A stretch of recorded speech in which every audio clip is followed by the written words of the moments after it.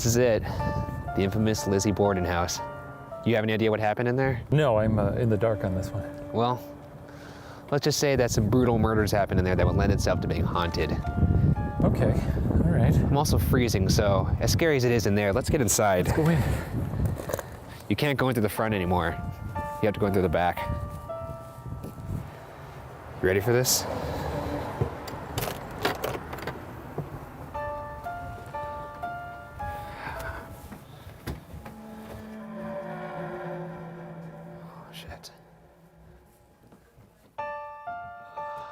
So apparently this room is haunted by children. Go get a toy. How about like a baby? Yeah, baby's good. Or a little baby in a ball. Baby. Give that baby a basketball. Make the baby hold the basketball. Are you PDing this?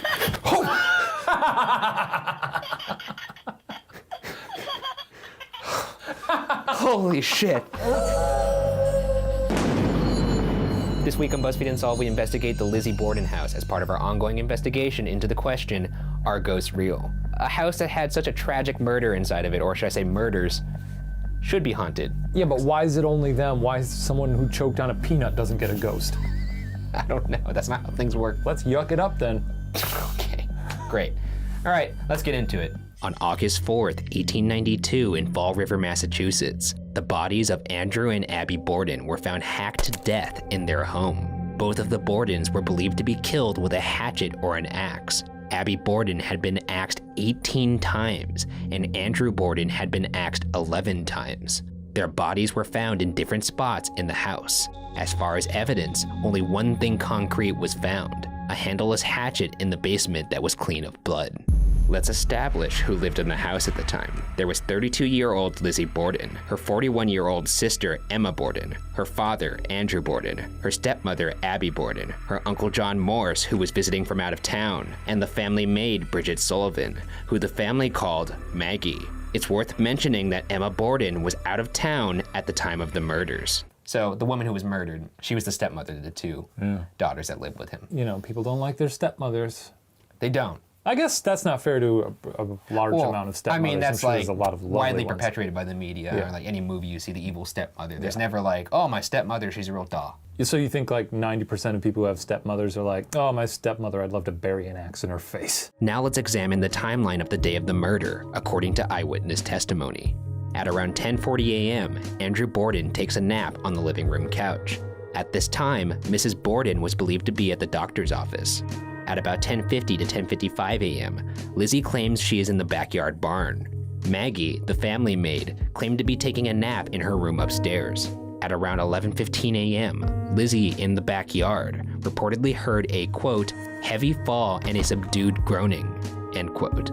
According to Lizzie, on her approach to the house, she noticed the screen door was now open and goes inside. Maggie, the maid, had not yet fallen asleep when she heard Lizzie Borden crying out, quote, come down quick, father's dead, somebody's come in and killed him, end quote. Maggie ran down the stairs to see the brutal murder scene of Andrew Borden laying across the couch. Maggie also noted that the distraught Lizzie Borden was wearing a blue, unstained dress. There was no sign of a struggle, as Mr. Borden was believed to be asleep when he was murdered. This is where it happened. So you walk down, I don't know if it was this staircase or the other staircase, but this is where she found Mr. Borden laying down. Was it on this exact couch? I don't know if it was this exact couch, but it sure as hell looks like the exact couch. I mean, look at the picture, it's over here. Is that his head? That was his head. Good Lord. Right after Shane speaks, our audio recorder catches a female voice possibly saying, help me. Good Lord. Is this the voice of Mrs. Borden? Andrew, this look familiar? Oh my God. Yeah, is this? That's so fucked up. Jeez, get away from me. What's wrong with you? Can you imagine though, that's the last thing you see? No, I can't imagine that. I would never want to imagine that. Are you imagining that? Yes, I am. Well, there's something wrong with you. Mr. Borden, if you're here right now, show me a sign. Should we turn the light off? Yeah, we can turn the light off. Okay. All right, we're gonna turn the light off. 3, 2, 1.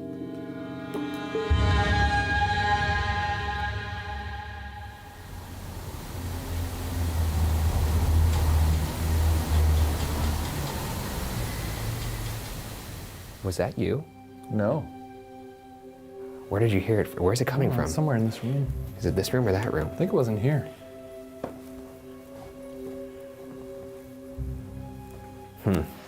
Interesting.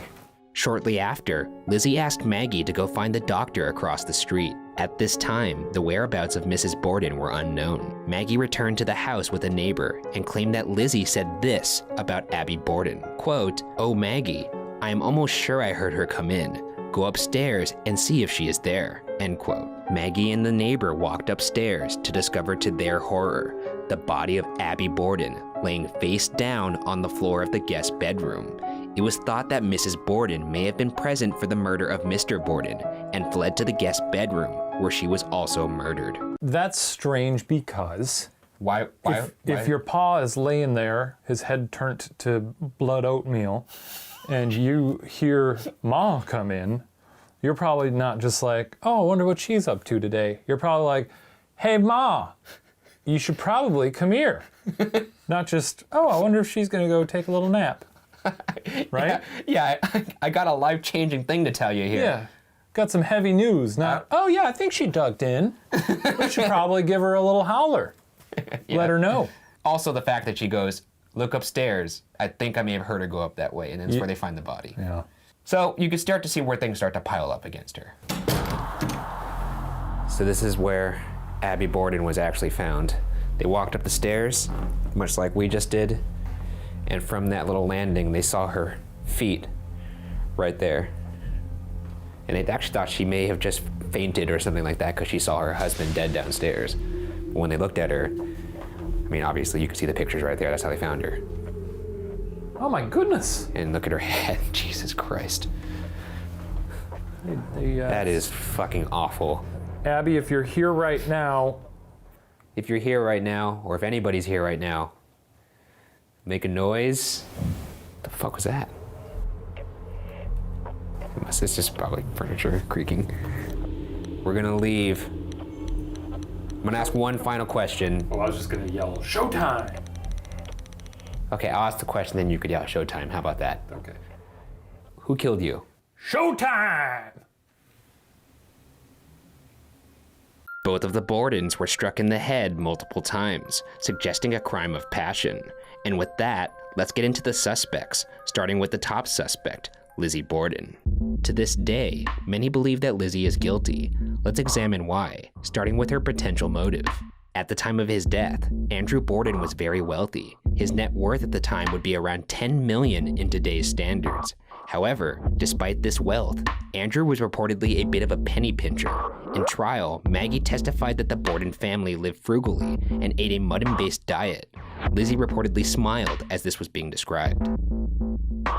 Maybe she's thinking back on the good old mutton days. Or maybe she's like, no mutton for me anymore. No more mutton for me, father. Did they describe the smile, though? Was it sort of like... No, they didn't describe this. Or was it like... Was it smug, you mean? Or was it like... Yeah, like, because there's the nostalgia, like... That was the good days. The good old days. But then there's like the slight smirk, There's the... It's like the smug, like, took care of that. Not for me anymore. So this is the master bedroom.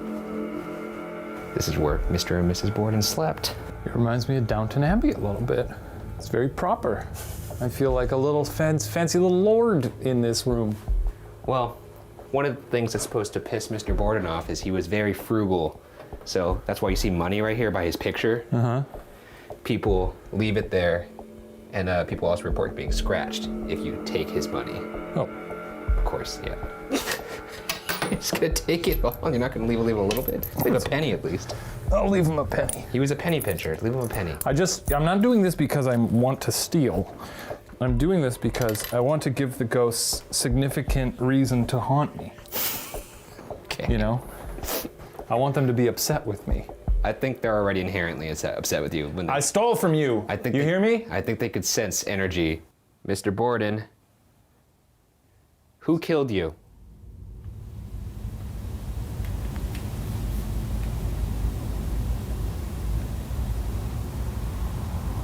Was it you?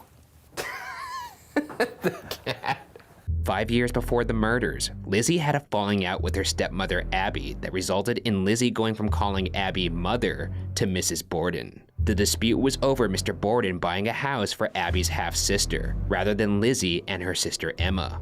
And sure enough, after Mr. and Mrs. Borden's murders, 32-year-old Lizzie and her 41-year-old sister Emma inherited the estate and later bought a house on a hill in a wealthy neighborhood in Fall River. Cool. So, that's pretty cool. They didn't waste time going to work with that money. Well, would you? I think I'd give it a little bit of a grace period. If people were already like, we think you murdered them, I'd be like, so you're telling me I right guess now, I'll spend their money. If your parents got killed. Yeah, I hope not, because Mark and Sherry Madej are saints. Okay, great. But you're saying your first move is, let's head on over to Chase Bank and make a deposit, or make a withdrawal. I mean, if they're not gonna spend it. Holy shit. When asked if her father had previously mentioned a will to her, Lizzie said, quote, "He did not," end quote. Moving on from motive, during her inquest testimony, Lizzie's answers were sometimes wildly inconsistent. Lizzie also reportedly burned a dress of hers after the murders, claiming there was paint on it. However, this was not the dress she was seen wearing the day of the murders.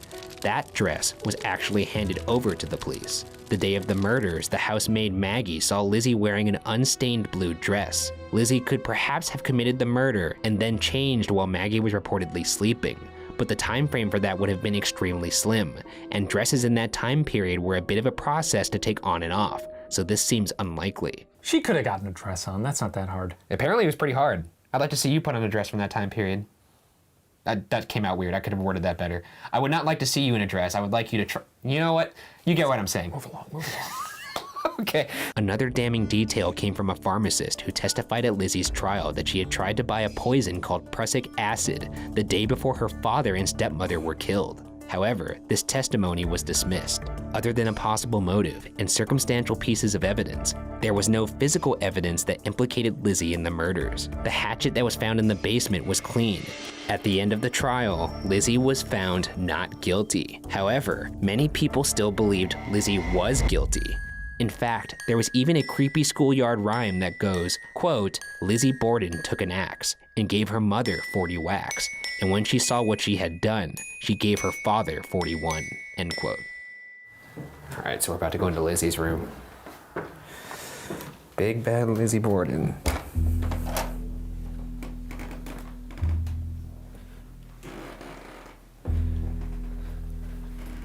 I didn't feel so weird in the other rooms, but I do feel very uncomfortable in here. Oh yeah? There's her right there. Why, Lizzie? Why? Maybe let's both say the thing, and maybe that'll get her out. Lizzie Borden took an axe, gave her mother 40 whacks. When she saw what she had done, she gave her father 41. Strangely, as soon as we finish reciting the Lizzie Borden rhyme, our audio recorder starts to pick up bizarre interference. It does this again when we whisper it. What if we whisper it? Lizzie Borden took an axe, gave her mother 40 whacks. When she saw what she had done, gave her father 41. Lizzie? I'm getting out of here.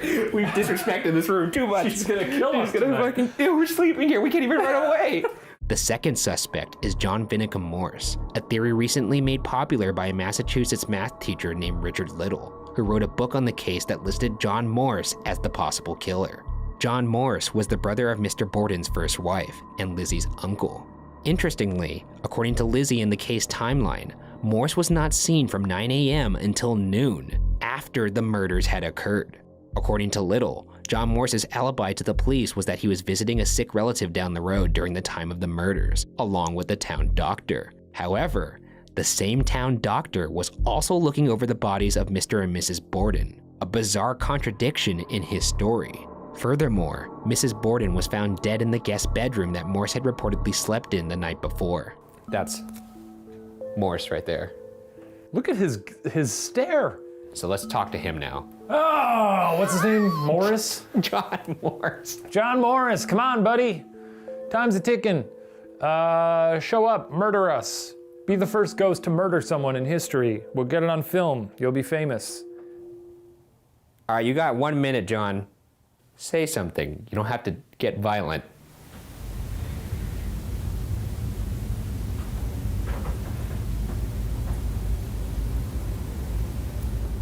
Ten, 9, 8. I'm counting in my head. Oh, okay. I was giving him the chance to talk. Now I gotta start it over. Also, according to Lizzie's inquest testimony, Morse may have known about her father's will. Here's a transcript of that interaction. Question, did you know of your father making a will? Answer, no sir, except I heard somebody say once that there was one several years ago. That is all I ever heard. Question, who did you hear say so? Answer, I think it was Mr. Morse. Question, what Morse? Answer, Uncle John V. Morse. Little also cites a failing livestock business between Morse and Mr. Borden as a possible motive. Little additionally believes that Morse may have used a meat cleaver to kill the Bordens, as John Morse was also a butcher for his profession. So, there are some things. He had a failing business with Mr. Borden. Mm-hmm. He knew about a will. They don't really know where he was at a certain amount of time, and he was a butcher. Those are 4 pieces of circumstantial evidence that make him just as much of a suspect in my mind. Yeah, he seems the toe and toe there with maybe not toe and toe. neck and neck. Probably a better Pinky way to to say pinky, that, thumb to given thumb. the context of the story. Oh. What? Neck and neck. Yeah. Both of them seem dubious as hell. That's all I'm saying. Okay, I could go with that. The third suspect is the family maid, Maggie. Maggie had gone upstairs to sleep in her bedroom a floor above the guest room where Mrs. Borden was murdered. Maggie, in her own testimony, claims she may not have been fully asleep at the time of the murders, yet somehow she did not hear the brutal murder only 1 floor below. In fact, the room that we're talking in is the room that actually belonged to Maggie. What are you doing? I'm trying to put myself in her shoes. I feel like I would hear it downstairs. You want me to go down there and make a thud noise? Yeah, why not?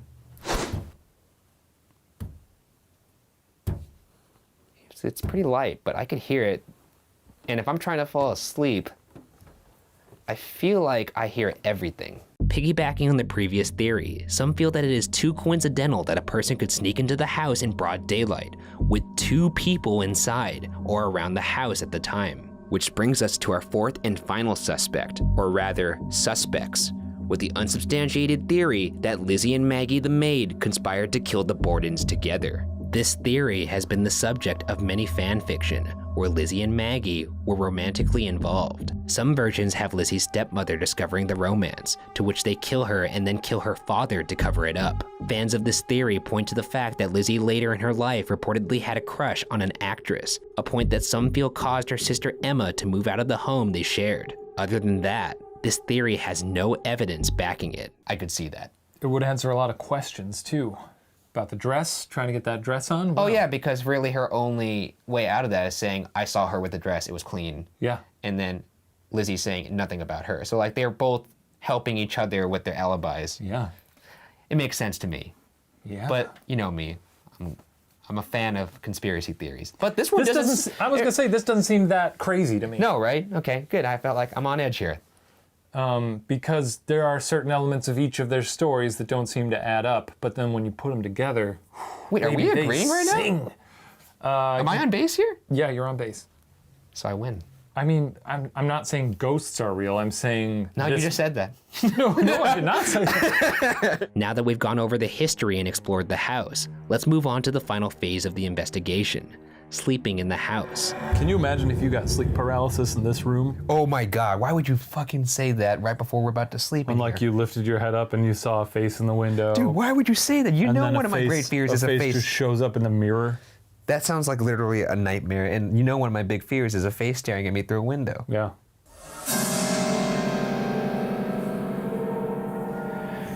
This is Ryan's captain log update. What time is it here? Holy moly, it's 2:43. Not much progress has been made here.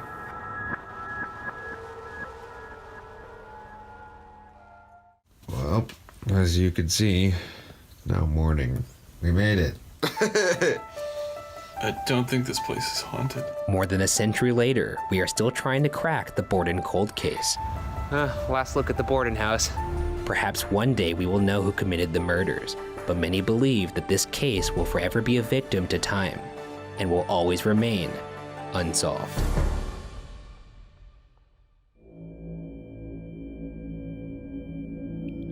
Lizzie Borden took an axe and gave her mother 40 whacks. And when she saw... Wait, what? It's when she had saw. Well, we gotta start over now. Yeah, okay. Lizzie Borden took an axe, gave her... You're creepier than I am. Oh, you're smiling. Okay. Hello and welcome to another edition of BuzzFeed Unsolved Postmortem, a show where we answer your most pressing questions about the most recent episode of BuzzFeed Unsolved, which was the Lizzie Borden House. So if you haven't seen that, stop watching this, go watch that, then come back here and watch this. All the questions we're answering today came from you guys via our Instagram and Twitter accounts, which you can see right here. Spooky ghost. Nope, no Just ghosts. something, No, anything. I'm not. I'll give you one ghost. I'll give you one. One ghost. Here we go. One will trickle by right now. All right. Now that that's happened, let's get started. Thank you. So first question is gonna start this one off hot. Hot. This one is clearly for the big guy, at Val Shoemaker from Twitter, I believe. So that helped me. Can Mr. Ghosts Aren't Real explain that? Can we hear it again? Good Lord! I don't think it's a ghost. This is one of the few instances where we have a hard piece of evidence. It's not a hard piece of evidence. We have an EVP caught on camera. You have a microphone running and there's a bunch of environmental things happening. So you think it was somebody outside the house? Sure. That could also be someone stepping on a floorboard. It just sounds How like could that- It sounds like two notes. It just goes, A ghost is something that's left over from life. It's energy. And how is that gonna manifest in a way that's satisfactory to you? I don't think it's ever gonna happen. There's never gonna be a ghost that's gonna come out in front of you, tap dance, and punch you in the nuts There's and walk plenty away. of stories about people seeing ghosts, right? Well, one day it'll happen. I'd love to see one. And I'm sure when it does, you'll be like, oh, it must have been the mailman. No, if must have been the mailman if at it's 1 you, o'clock in the I'm not morning. gonna deny my own eyes. If we're in a room and we see a ghostly figure, then I'll say, hey, we did it. You heard it. Yeah. I said he won't deny it. So remember this. I'm gonna cut back to this clip when we see an apparition. And again, this is me seeing something. It's not you yeah. saying, look in this video frame right here, it looks like that curtain has a face. Here's an Instagram comment from Miss House Takes New Vegas. What do you think could have interfered with the audio equipment from a science point of view and then from a supernatural point of view? Smiley face. Gave her father 41. Lizzie? I'm getting out of here. I mean, there are numerous times throughout any shoot where suddenly you'll have to stop because you get some weird feedback or something. We're using wireless lobs, that's what happens. When you use a wireless microphone, it's a transmitter, so there's gonna be some interference. Ryan, you're not having any of this. So every time you've been on a shoot and maybe you get some little interference, that's the devil trying to get in Here's the thing. Oh, here we go. All right, here we go. Here we go. The interference that we heard was specific. I've never heard interference sound like that. I've heard it before. It almost sounded like, it was like a motor revving up. That is the most typical It would be different if this happened consistently throughout the episode, but it only happened 2 times. It happened 2 times, once after we said the rhyme the first time, and a second time after we whispered it. Never again, and never did we hear anything that sounds like that for the rest of the episode. But I'm sure it's just a coincidence, right? This is from Mr. Allen on YouTube. This is fairly lengthy. I mean, I can read it in your voice. How about this? I'll do the first paragraph so they can get used to what my theory voice sounds great, like. great. And you do the second paragraph. Great, I'm into 'cause there that. are 2 paragraphs here. Yeah. All right, here we go. I'm gonna need to put the theory music under this one. After viewing, I came to the thought of what if all 3, Uncle, Lizzie, and Maid, conspired to kill and kept the whole crime silent forever. All 3 benefited, with Lizzie the obvious to inherit. Uncle secretly to cover his failing business, and Maid secretly as well. Mr. Borden, being a tight, penny pincher, frugal 8 mutton-based diet, maybe underpaid her, which led her to agree to all of it. I'm gonna add a start to this that would just make it seem a little more in your style. Oh God, I know what you're gonna say. Having said that, Yeah, here we go. do you think a butcher has the capability/skills to carry out a vicious act and gruesome murder? When that butcher is put to the test, axe head or handleless hatchet found without a speck of blood stain? Odd? Odd. I think that's the main question here. Odd? You know what? Not odd. Also, yeah, this makes the most sense to me. Yeah, there's 3 people that survived. They were all in the house. Yeah. Maybe all 3 conspired against the Bordens, and then they split the cut. Yeah. Another question for the big guy. This comes from, I think this is a Twitter, @AngelLiliana3. Did Shane ever check to see if he ended up scratched by Mr. Borden? No, nothing happened. I don't even know what I did with the money. I think I dropped it down a drain or something. Holy shit. I don't remember. By the way, I have it on good authority that Shane actually climbed the roof when I was asleep and started throwing coins at the common folk down below, pelting them in the head. No, that's what they get. Yeah. That's what they get. Their ancestors probably sang mean songs to that lady. That's true. So It's true. they can go to hell. This one's from Instagram. Oh, no, wait, no, it's not. This is That's from Twitter. This is from Twitter. Kelly S. Melissa XO. Why do you guys wheeze so much? I'm a wheezy guy. I hate to inform you. That's just how my throat works. Yeah. I don't think I wheeze as much as you do. No, Part-time wheezer. no relation to the band Weezer. Jackie, what appears to be a little face, Zavala. Not a question, but the tapping at the beginning sounds like the radiator. It was probably heating up because it was cold.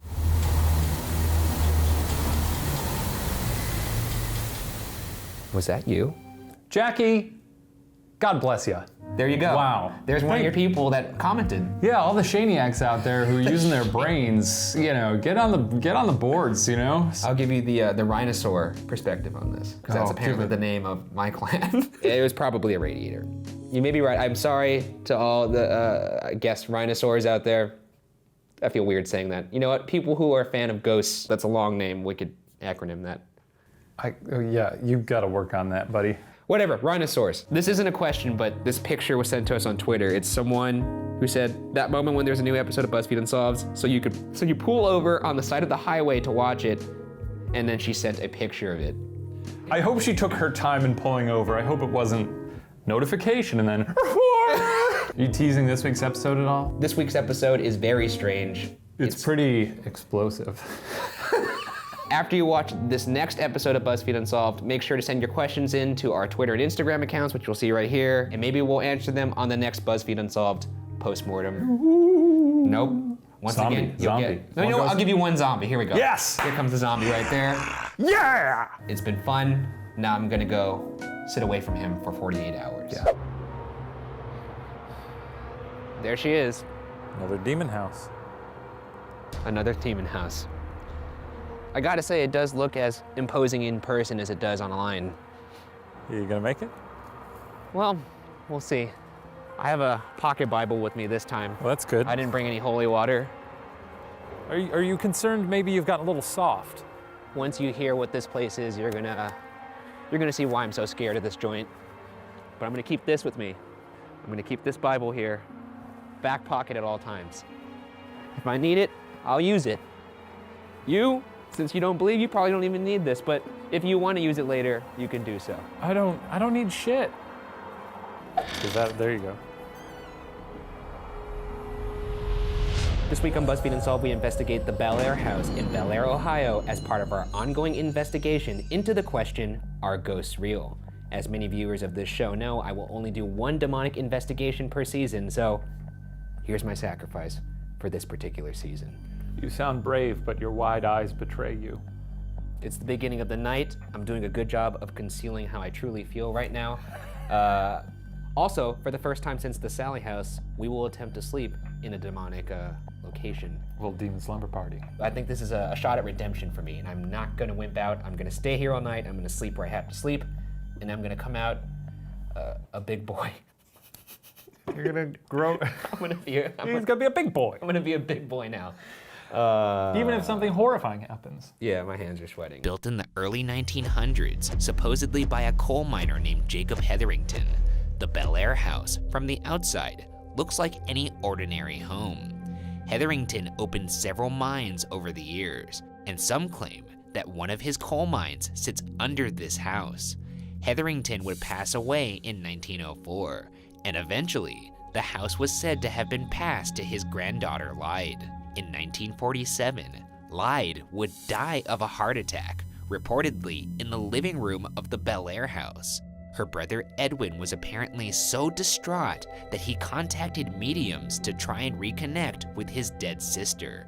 It's said that Edwin's attempts to connect may have opened portals within the home. Right now we're in the seance room.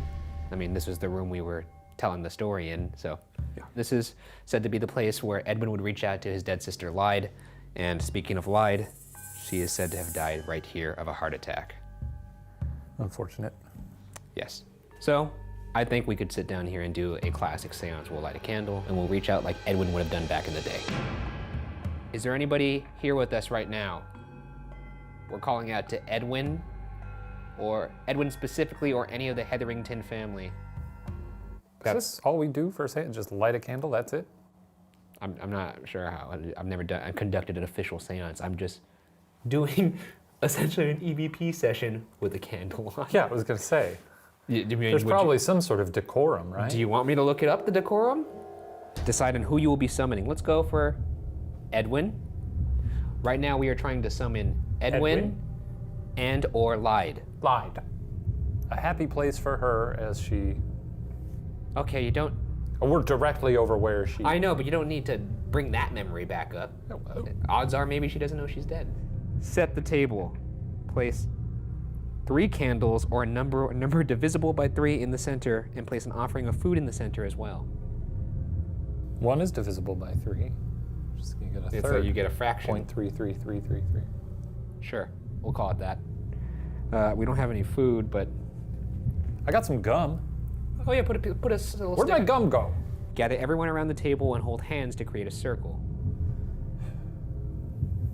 Well, I gotta put this down. All right. Does it have to be around? It doesn't have to be around the candle. No, I'm just mean. Oh, like this? Oh, yeah. I see. Okay. Spirits of... Can you see Oh, it? sorry. Spirits of the past, move among us. Be guided by the light of this world and visit upon us. If you are with... No, that's not in quotes. That's out of the quote. Rest of it. Cool. Yeah, that's Baller. it. We gotta wait for a response now. Your hands are clammy. Yours are clammy. Okay, I think we could drop hands now. I'm just gonna make that. Very sweaty. Yours were sweaty. Edwin, Lyde, we're here in the house. We're friends. We're not here to hurt you. We just want to talk to you. So if you're here right now, feel free to say anything. Make your presence known. You could move something. Am I off-putting to you guys? I don't often respect a lot of you. Do you not like his vibe? I wouldn't blame you.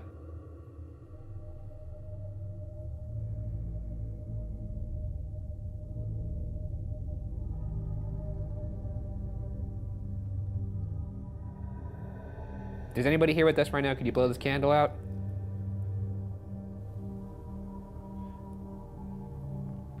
Okay, I think we're okay. I mean, I'm fine. We're downstairs. The more we move up, the more That's true. I'll get uneasy. That was me. That was my breath. Fucking Jesus Christ. Edwin would pass away himself in 1962, and after that, ownership of the house passed from owner to owner. Families that lived there only did so momentarily after strange activity in the house prompted them to leave. Eventually, the home sat abandoned. During this time, neighbors would claim to see activity within the seemingly vacant home, such as people moving about, peering out of the home's windows. Other than the deaths in the house, nobody knows why this seemingly normal home is ripe with activity. Some point to the notion that the house allegedly sits on a ley line, which are unseen lines connecting important physical/spiritual markers for ancient cultures. Other people point to the fact that the land beneath the house sits adjacent to what the current owner claims are Native American burial caves. And finally, there's the possibility that past coal mine accidents contribute to the unrest. Either way, something is not right at the Bellaire House. Perhaps that's why it sat abandoned. Until Kristen Lee. After her previous home had been destroyed by flash floods, Kristen Lee understandably thought her luck had changed when she managed to buy the beautiful Bellaire home at a foreclosure sale for reportedly only $46,000. In 2005, Kristen Lee and her family moved into the Bellaire House, marveling at what was seemingly a steal. Soon after moving in, it became apparent why the house was abandoned. Lee would hear voices, things would disappear mysteriously, and she would hear footsteps in the attic. One night, while napping on the living room couch, Kristen claims she woke to a man standing in her living room. Terrified, Kristen watched as the man walked away and vanished before her eyes. Quote, "I was not sure if I was dreaming or had actually seen a ghost. I looked around the room and everything was in its place. However, the room was freezing cold. I saw my breath." End quote. What was odd about him was I could see straight through him, and I could see through the foyer too, and he had a flat affect. There was no emotion, or there was nothing on his face. It was just very flat. And to that point, had weird things been happening leading up to that, or was that the first encounter? For me, it was the first encounter because we were homeless. We were affected by 2 flash floods. So in my mind, I thought, this is probably because we're working too hard, we're adjusting to the house. So I kind of just let it go off to the side in the back of my mind. And that's where we left it. But it was very unexplainable at that point in time. And then later on, down the line, years later, I finally understood that I wasn't just hired. We weren't just adjusting to the house, that it was a ghost. It was a full apparition of a man. So this is the living room. This is where Kristen was asleep on the couch, where she encountered the gray man, the apparition in here that disappeared as he walked out. Did you hear that? Sounded like a little baby doll. Disappeared as he walked out. As he walked out. You heard that, right? Yeah, I got fucking chills. What the fuck was that? Like a little... Right? Is that you? Who was that? Could you do that again? I fucking hate this house already. Shut up. Kind of like that? Hetherington family, I'm Ryan, that's Shane. We're here in your house. We hear you're all very nice people. And we also hear that you have somebody in this house or something that may not be as nice. And maybe we could help you with that. So if you want to talk to us about it right now, if you want to say anything, just let us know. You could say something, you could move something. I heard again. Is that you? Who is that? I heard nothing. Did you hear something? Footsteps up there. No, listen!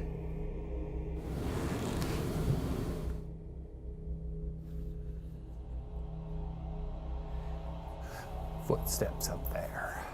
Yeah, go ahead and explain it away. At first, Kristen blamed stress and says of that time, quote, "I thought I was just tired and questioned my sanity. I never believed in the paranormal because I'm a trained forensic mental health professional, as well as a master level psychologist. I blamed psychology until there was no more psychological reasoning," end quote.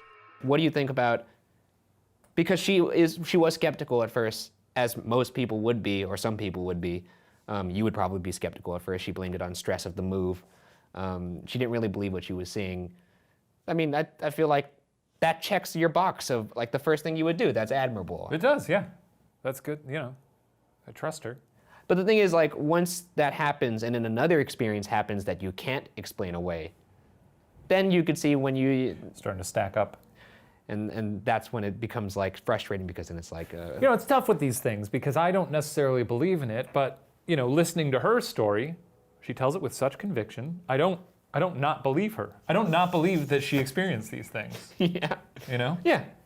I just don't believe the... Ghosts? Yeah. There's a part of your brain that you can't, there's a hurdle you can't jump over, that you literally cannot get over this one thing.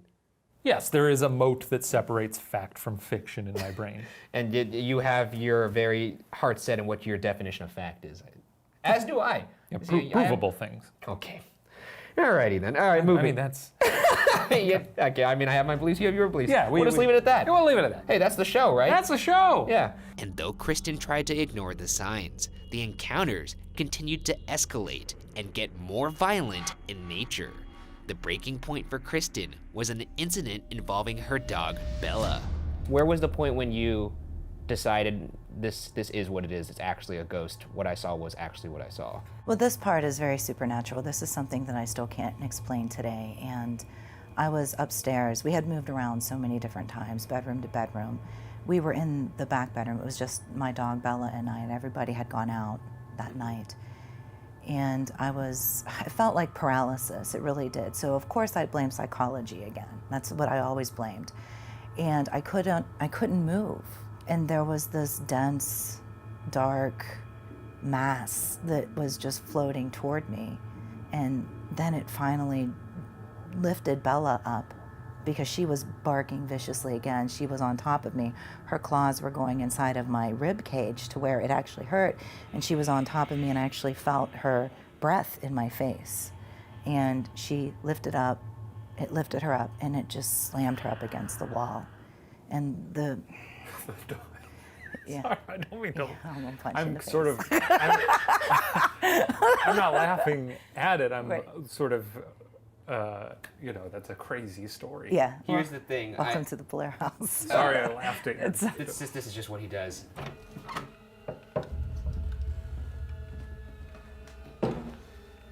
This is where the infamous dog incident happened. So she was sleeping right here. She said her dog was next to her. Something came in the room. She felt paralyzed, similar to sleep paralysis. But then, dog levitates and right into that wall. It's this window right here. Seems where the ley line hits. So, we're conceivably standing on the portal. She said her dog was often unnerved by shit that is on this room. So. A lot of scratches. Big dog. You know how fucking sick that is to throw a dog across a room like that? Yeah, you gotta be a real piece of shit. I don't know what kind of door is in here, or what perhaps threw that dog that one night, but whatever it is it here right now? Is there anything passing by right now? Just follow our voice. We just want to talk. We're just two guys looking to make some conversation. Just a couple of dreamers. I'm gonna fire up the spirit box. Okay.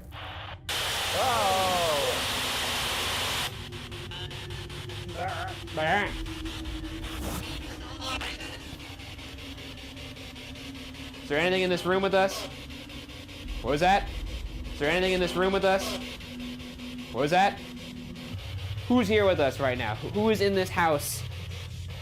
Is it one of the Hetheringtons? Or is it something else? Is there anybody else? Anybody here that was here before this house was built?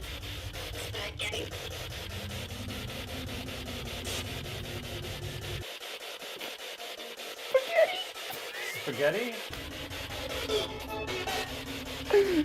Tell us your name. Apple Tater? Last chance. Who is in this house? That just sounded like a wailing. Waiting. Yeah, me too, bud.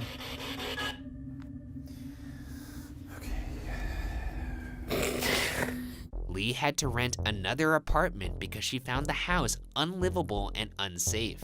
However, Lee was still owner of the Bellaire House, and consequently, she made attempts to rent out the house. Unfortunately, her attempts were ultimately unsuccessful, as those who rented from her would move in and subsequently leave due to fear of the home. Lee claims she even reached the point where she offered to sell the house to the village for the sum of $1, which was refused. One article states that locals were wise to the unsafe nature of the home. You're seeing where the frustration's starting to mount as all these measures are taken to be rid of this place. Yeah. And it just, for whatever reason, it's like latched on like a parasite. It's a curse. Yeah, it's insane. I mean, I've read a lot of these stories. I haven't seen anything like this where someone is making so much concerted effort to get rid of something and they just can't seem to. It's like the worst version of a bad penny. It's like the house itself is an entity. What are you doing? What? I don't know. Why are you rubbing your hands together? Right? It's like the house itself is sort of Yeah, I get what you're saying. an entity. I'm just saying, regardless of whether or not you believe, it's easy to empathize with the situation, or sympathize, I should say. Yeah. Yeah, Cool, you reached an agreement there. we did. Good. Should we high five or something, or? Hell yeah. Didn't feel right. That was wrong. Yeah. Not good. This would lead to the revelation of turning the house into a destination for paranormal investigators, which would save the house and perhaps lead to the answer that all who are interested in the paranormal strive to answer. Are ghosts real? But as promised in the intro, we're not here just for ghosts. We're also here to confront something that may not be human at all, which leads us to Emily Davis, the name Lee gave to the house's child spirit, a small girl. Upon research, an Emily may have existed in connection with the house, but it's by no means definitive. However, based on our past experience in the Sallie house, I learned that many times, demons or non-human entities will present themselves as something less formidable to trick those that encounter them. Sometimes, that can include appearing as a child. Emily is said to have made contact most often in the attic, and it's no surprise that the attic is where Lee feels the strongest sense of oppression. We're gonna go up to the attic later. We're gonna see what's up there. Great, all right, let's find ourselves a Emily lady. I hope not. Emily Lee. Jesus Christ. Little pigtail demon. Are these demons? Are they big, like, hellish ghouls with just a little blonde wig on? Is that what we're talking about? No, I think they could accurately make themselves manifest in a form of a little child. Yeah. Like, I've said this to you before, they're not gonna come out with the horns right away because no one's gonna be like, oh, I wanna be friends with that thing. But if you see a little girl throwing a ball to you, like, yeah, I'll play catch for a little bit. It's just weird you that know? is it like a character creator in The Sims? Like they pick out a little pink frilly dress and they're like, I don't like that one. Maybe some overalls. No, that's not. Oh, final phase. The attic. Yeah, I mean, it's the one I've been dreading the most. Yeah, well, One thing to note, Yeah. there was a lock on the outside of the door. always very fun. I guess you do that in case an old wily raccoon gets in there, right? You know what? At some point tonight, I'm gonna lock you in here. Ah, you wouldn't dare. I would. Yeah, you probably would. Don't do it. Ooh, this is a big attic. It's said that you feel really oppressive energy up there. However, Emily is not the sole resident of the attic. According to Kristen, a boy fell to his death from a window in the attic, but Kristen believes the boy may have been pushed. By who? Nobody can say for sure, but Kristen seems to suggest that the entity referring to itself as Emily may be responsible. Apparently there was a survey named Gary who had a son that went right out this window, an event that almost repeated itself 3 times. Yeah, how many people are going through windows in this house? I guess I'm just realizing now that seems to happen to many people. I mean, it kind of tells you what kind of thing is up here, but it's not so much that it's dragging them from another part of the room. People who don't know the history of the house seem to just be drawn to this window, almost in a trance-like state. Also, I hear Emily likes to play piano. If you're a demon, walk through that door. Walk through whatever portal you have to get into this room, because we are 2 willing individuals. Don't include me in that. Huh? Yeah. No, you can walk in the room, just don't go inside me, you know? By the way, if we hear that go off while we're sleeping, I'm gonna lose my fucking mind. Yeah, gonna poop your pants. Brace yourself. Wow, that was a loud one. So if anyone wants to say anything, now is the time to do so. Who's up here? Emily, if you're here, say something.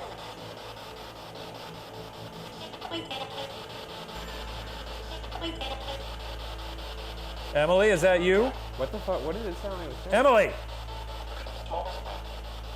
If you're trying to make us go to sleep and feel safe so you can start fucking with us when we're asleep, pretty uncool. Turning it off. I can't believe after all you've done, you're not gonna show yourself right now. You're not gonna say anything. Not even show us you're here. Just make a little knocking noise. One of these. We hear you walking around up here. All right, we'll be back. And I'm coming with my bed. Gonna turn this into my rumpus room. Unfortunately, we now enter the final phase of our investigation, sleeping in the house. So, getting ready for the night. Shane's all mummified. We also have Emily's little piano. Let's try and get some sleep. Yeah, it sounds like a good idea. I am kind of hungry though. I have some goldfish. You just brushed your teeth. It's pointless. What if we ordered a pizza though? How's it going? You got that? I got this. Let's sign this right here. So it's. Oh shit! What's that total? Thank you so much. Thank you. Have a good one. That does look pretty good. That actually. does look very good. That's some chunky dough. Jesus, you're tearing through that. It's good. Yeah. Anyways, we're gonna go to sleep now. So, whatever's up here, hopefully you don't fuck with us. Do know that there is a camera right over there. So, sure, you're welcome You're welcome to try. fuck around with the boys, but please know this: once you do, the whole world's gonna know.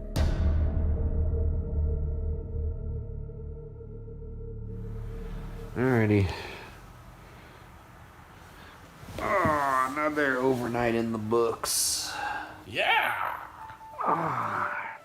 Time to pack up. Get the fuck out of here. Do you believe me now when I say that maybe we're both demon-proof? We're not demon-proof. I think we might be. I think we caught a demon in a slumber. It's been a lovely stay in this quiet, uneventful house. Well, demon, Oh, he's getting cocky. you thought you had me in your clutches, Aha! but not today, demon. Not Yeah, today. that's good. I'm done with this place. Deuces, demon. I'm mobile. The house is cleansed. Yeah, get that. That word? wasn't Yeah, as triumphant not, as I not like. cool. Take a last look at it. You're never gonna see it again. After spending the night at the Bellaire House, our sense of what resides there is no clearer than before. But the house's history of scaring away residents, including Kristen Lee, is enough to approach the house with caution. Is there actually a demon infesting a home full of spirits? No one can say for certain. And for now, whether or not the Bellaire House is definitively haunted will remain unsolved. Hello and welcome to another edition of BuzzFeed Unsolved Postmortem, a show where we answer your most pressing questions about the most recent episode of BuzzFeed Unsolved, which was the Bellaire House. All the questions we're answering today came from you guys via our BuzzFeed Unsolved Facebook page and our BuzzFeed Unsolved Instagram page. Yep. And as you can see, Oh, aren't you? I do love that shirt. pretty good. I got a funny shirt too, but I forgot to wear it. You know, I'll wear it next week. This was given to us by a fan, a very great fan named Simone. All the way from the Czech Republic. It's really was something. There's like a bunch of notes in here. They're all great. It's a thumb drive. And it's a picture of the hot dog Got on a it. little Pam on there. It's cool packaging, peanuts. Who doesn't Oh, and like you can. those? These are actually edible, I think. Yeah, put it on your mouth. And then she gave us this amazing book. And basically, it's just a book full of notes from all of you guys compiled across the internet. This is like It was actually a very, Berenstain Bears level quality of a book. genuinely, this was a very, very nice gift. I appreciate it. And I appreciate all you guys out there, so. Yeah, thanks for watching. She even has an old Tumblr post from me. I forgot I had a Tumblr. What does it say in there? It says, Seth has assassinated my social life, the price you pay for being a film student, but it will all be worth it someday, hopefully. And she referenced You were that. incorrect. It will all be unsolved someday. So today we're going to answer some questions. That's what the show is every time. Yeah. Here's from That One Girl 2612. Do you think the demon possessed Ryan to order the pizza? It did sound pretty hungry, talking about spaghetti and apple taters. Hashtag Shaniacs. Now let's get to the hot dog. I don't think the demon possessed me to get to order pizza. I'd like to order pizza at all times. It sounds like you almost always have a little demon in your tummy anyway, because he's always growling at us. I mean, your tummy makes a lot of weird noises too. Now we truly do sound like an old married couple. Let's clarify that apple taters are not a real thing. Yeah, those sound like a real thing. I'd eat an apple tater. I would eat an apple tater, so someone maybe get on that. Maybe like, who would do that? Who's the people, the Pillsbury Doughboy people? What's the name of their company? Pillsbury. That's right. That's This is from Facebook. Maggie Duhigg. I'm really confused because they said it had the most compelling spirit box evidence, but the only thing they really got from the spirit box was the word spaghetti. She's forgetting apple tater. and apple tater. Anybody here that was here before this house was built?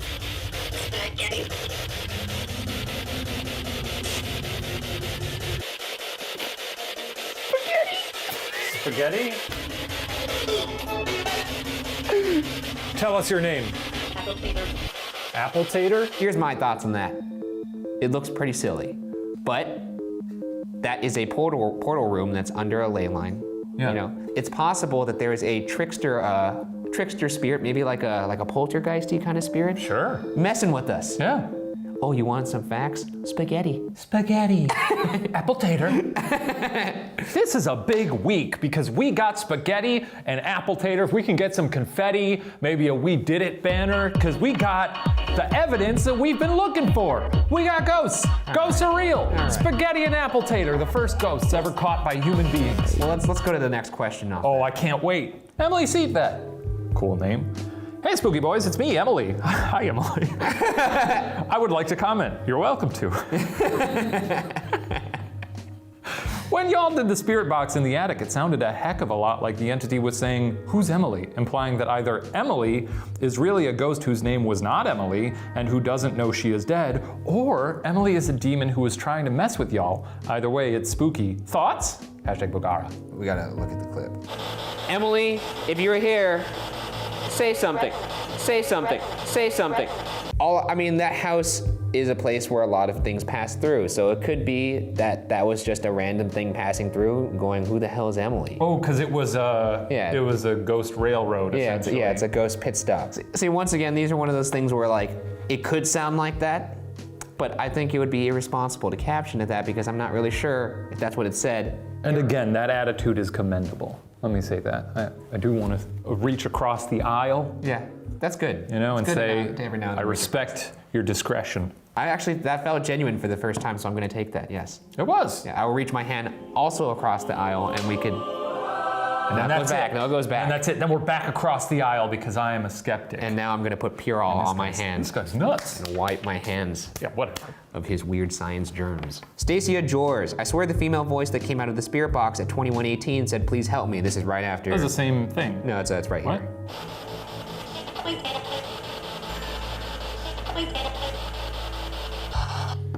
You know, Sounds kind of like "Please help me." Could be "Please Emily, please help me." I don't know. I could see either. I think if there's debate over it, then I think it sounds like "Please help me." I thought that when I was listening to it, but I knew if I put "Please help me" on there, You'd get some. you and all the Shaniacs would be like, "No, you're leading us. You're leading the witness." proud of you guys. McLexis? Pancakes with sweet and sour sauce? I recommend. I don't. That sounds gross. That sounds like an apple tater. I'm gonna put this out there. Maybe it's not a good thing to put out there. I think pancakes kind of stink. Uh-oh. Yeah, That's dumb. I don't give a shit. That's a foolish thing to say. I eat one pancake, I'm tired of it. A mouthful of mush. Get it out of there. You know what? Waffles? You get that crisp. You still get the mush, but you also get the crisp. And 9 times out of 10, same batter. How many waffles are you eating? As many as I can. That's weird. I don't care. Waffles kick ass. You shouldn't judge a food solely on the on mouthfeel? No, you shouldn't judge. I food. should. You shouldn't judge food on the fact that you eat That after inhuman one of- proportions. No. You eat inhuman proportions. I'm not eating inhuman proportions. one I'm pancake- eating 2 or 3 waffles tops. That's a lot of waffles. Small ones. Okay, see, that Small ones, you Ryan. didn't disclose that. Well, now I'm telling I was you. picturing like an adult big boy No, waffle. not a big boy Not waffle. a little fucking Eggo. I'm eating a little Eggo. Or if I'm Those eating aren't a big waffles. waffle, I'm That's only not a eating waffle. one. That's not a waffle. It is a waffle. That's it's on not the a box, waffle. you dipshit. Yeah, it's an Eggo. It's not even. It's like saying Eggo waffle. Is a Big Mac a burger to you? Yes. A Big Mac to me is McDonald's. That's not really a burger. But by definition, it is a burger. I guess. I don't care if you have some snooty little hang rule. That's It's not almost a like, you know, burger. when they say, like- You know what's a burger is In-N-Out. In-N-Out is a burger. No, That's a real burger. burger. Can we get back to the ghosts, Ryan, for once? Waffles are better. I think Yes. waffles are better, but pancakes are still good. Doesn't mean I have to. It's not mutually exclusive. Yeah, you're right about that. Sallie Regentine, here's a theory for the postmortem. Y'all never pick my questions for the postmortem because my name is Sallie and Ryan is obviously still scarred from the Sallie house. He is. Hashtag BuzzFeed Solved. I am still Yeah, he scarred, is. but I answered your question, so. Yeah, what do you think Solve about that that, Sally? You got served! He got you. Yeah! All right. No, more. Yeah, More. yeah. Get her more. No, I think Yeah. that's enough. That's Come enough. on. No, it's good. No, it's enough. She gets it. She gets it. I don't think she does. I think she gets it. You get it. He got you. Cat of letters. Unless it's an Irish cat of letters? No, I think it's cat of letters. Okay. Not sure if this has been asked before, but have you guys considered doing control tests of the spirit box just to see if you get similar results in areas with no reported paranormal activity? It might give you a better idea as to the box's validity. That's a good And I have done idea. Okay, well, can we film it, please? My concern, Kat, is that even if we do that in controlled areas, Ryan's just gonna say, well, there's ghosts here. I think there. Get my papa on the phone. I think there's no. We got ghouls. We got a level 5 ghoul. I think there's no place that doesn't have spirits in it too. That's also true. Yes, will say that. I know you do fall back on that. Well, it's true. Back to Facebook, the real from Devin Murray. Oh, Devin Murray. The real supernatural happening is that when they're looking for food for the seance, Shane says he only has gum. Then a few hours later, he has goldfish. Where did the goldfish come from? Dun dun dun. I forgot about my goldfish. That's a food that one handful is enough. 2 handfuls, your mouth starts to get all chalky and dry. It's a nice measure. Yeah, and you have all the shit that you have to kind of like fish out with your finger at the back. That's not fun. Fish out. Yeah. Yeah, It's a pun. I know. Oh, you gotta play it a little bit cool. Even if you're just talking, you give a little wink while you're talking. Otherwise, I didn't know you were going for a pun. Hey, I don't do it. Frankly, I don't think you were. I was. So you just gotta go, you gotta fish it out in the back. Just see that? Just a gentle wink. Just give it a try. I'm bad at winking. Are you? You gotta fish it out. See, Yeah, perfect! no, see, I don't like that. See, I don't. No, like, that was good. I don't You like got the it. act You of got it. winking. You The got act it. of winking makes me feel No, weird. it's not natural for anybody, but eventually you just start working into your daily life and it's smooth as butter. And then you're creepy. Nah. Creepy? I don't know about that. From Emily, Emil I don't think it's meant to be said out loud. Maybe. Emiloidy. Okay. Now, Shane, what do you think your reaction would be if you guys ever got anything that you considered to be actual evidence of a ghost/demon? Would you be scared or laughing at Ryan Bergara's inevitable breakdown? #Shaniac by day, #Bugara by night. Sallie House is a pretty good representation of that. It's not evidence that I found compelling because it was just a light turning on and off after a half hour. But, I laughed.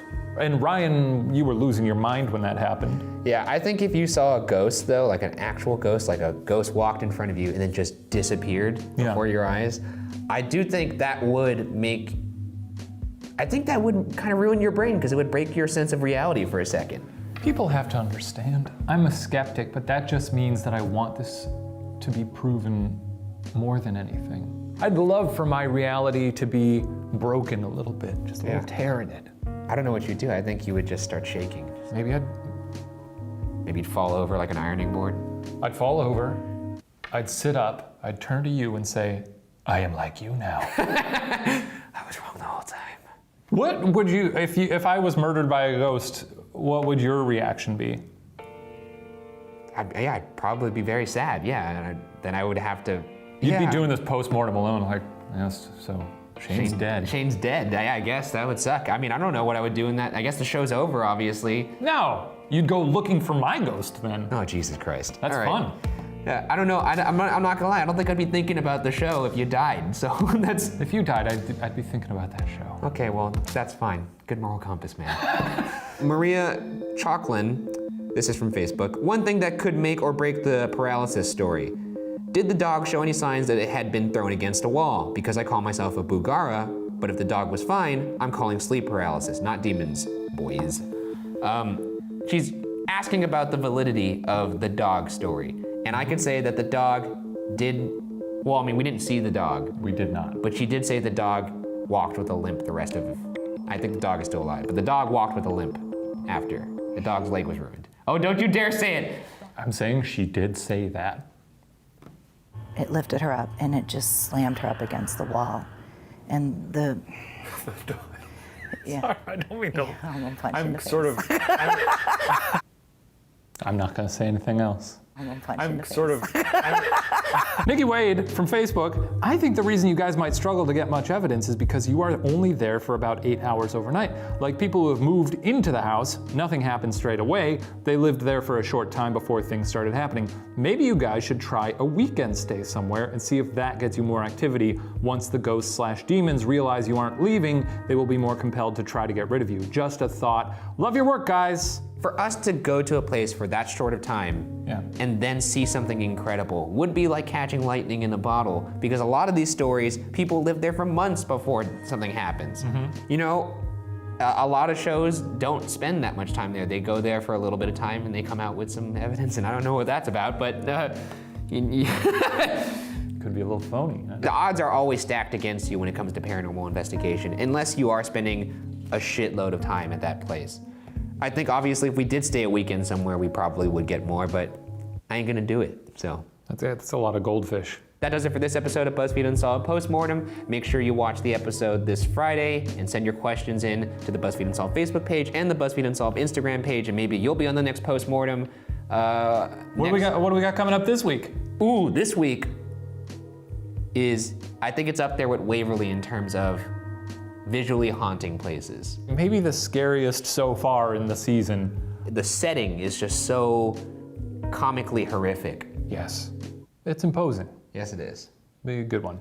Our weekly Q&A concluded. I now welcome you to the part of the show we call the Hot Dogga, a hot dog saga commissioned by and starring Ryan Stephen Bergara, written by me and adored by every single viewer. And if you don't like it, you can kiss my buns. In the subterranean caverns of the alien planet Tomod Zero, a holographic court named Maisie sits confined in a Plupple prison cell. To her side, the tiny ghost of a hot dog witch named Pam.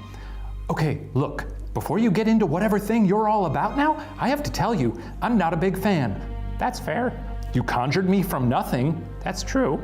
As part of some pawn in your, I don't know, plot? Or just your stupid disaster of a life? And yet, you bestowed a life of memories into my holographic brain. Didn't need to do that, by the way. That's cruel. You understand that? I know. And you even let me know love. True love. Completely unnecessary. It was a bad move. Only to drop my wife's ass into an actual volcano. Hell yeah. Nope. You better shut up there, witch. I'm sorry.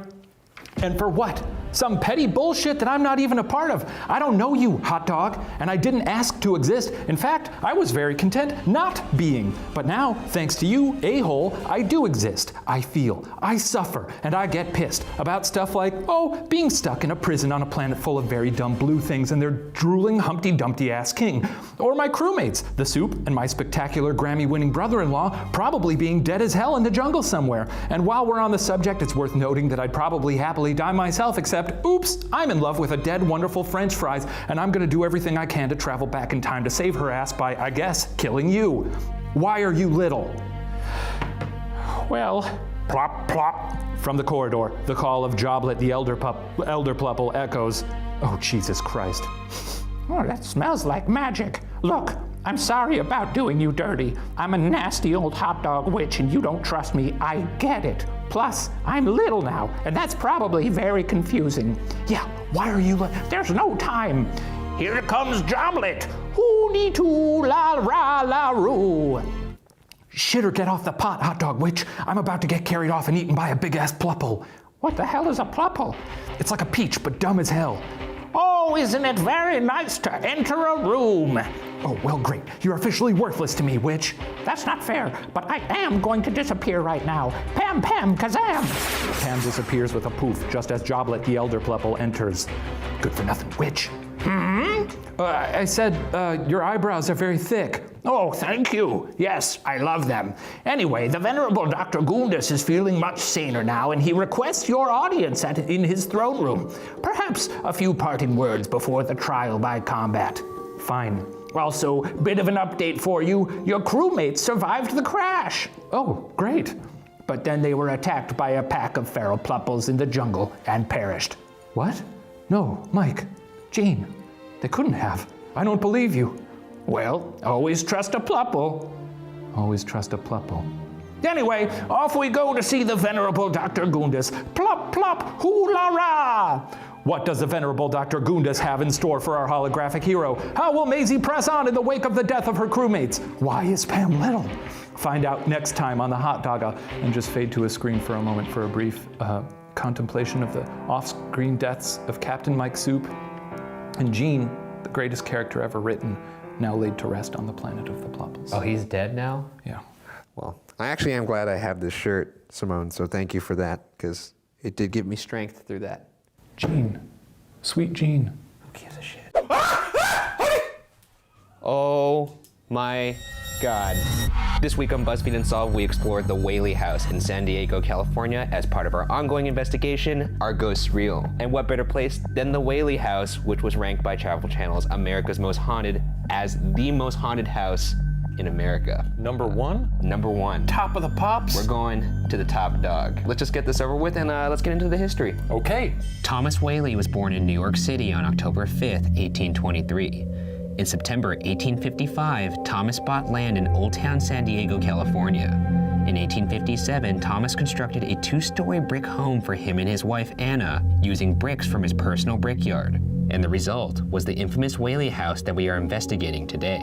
This is it, the famous Whaley House. Beautiful house. Beautiful And house. also, in the bustling area of Old Town San Diego, look at this street. Even if we get possessed tonight, we could have a nice brewski after. Yeah, and we will. I'm just trying to distract myself. No, we have to go in. Okay. You do the honors. Okay.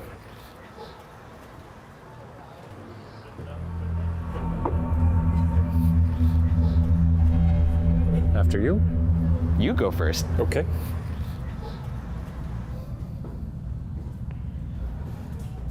Oh, this is pleasant. You could feel the history coming from the walls in here. Yeah, isn't that wonderful? Not when the history fights back. Since being built, the Whaley House has been used as many things, including a courtroom and San Diego's first commercial theater, both of which still remain in the house today.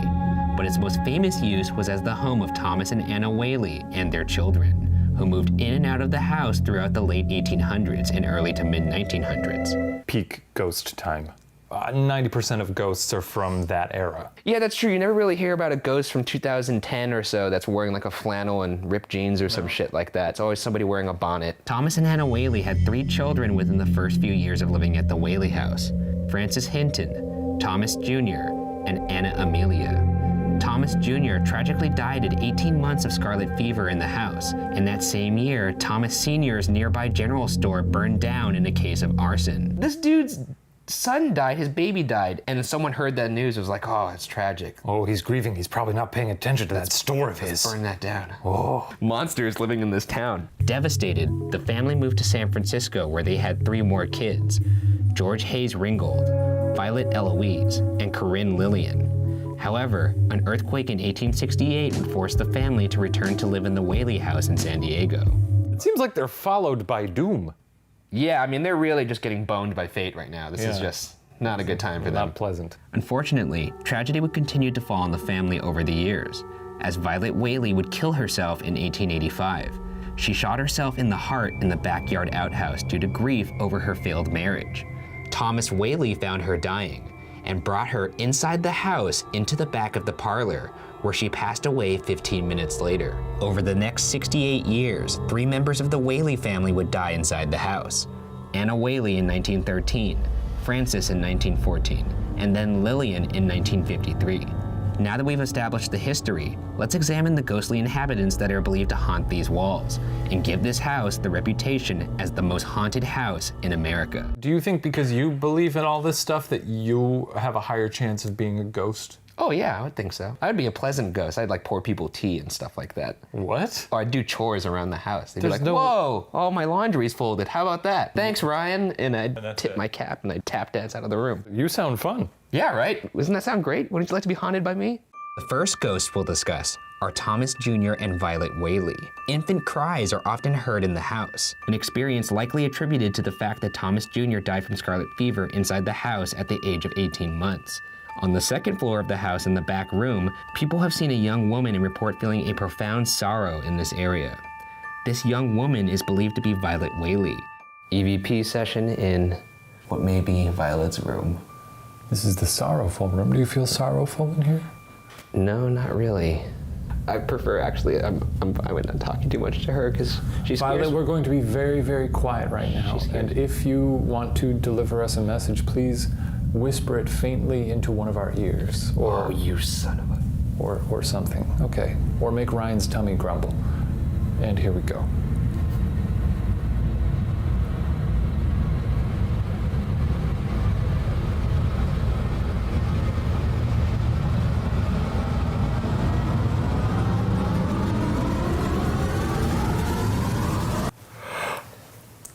Now you feel sleepy? Yeah. We're in a bedroom. That's fair. There are other spiritually active areas of the house with unidentified sightings of apparitions. In the early 1900s, the house was rented out to various tenants by Lillian, so it's possible these unidentified apparitions could be the spirits of former tenants. Some have seen a little girl in the dining room. Vaudeville music is sometimes heard in the theater room. If there is anybody in here, perhaps you want to do a little dance for us? And psychics that have visited the house say the courtroom is especially active. What do you feel in here? I feel a little bit like I'm being watched, but I don't mind it. A woman is sometimes seen here in the back corner of the jury box. Paranormal investigators also claim this back corner is a spiritual vortex. Spirit, if you're here and you're angry, Ryan would like to feel a shiver up his spine.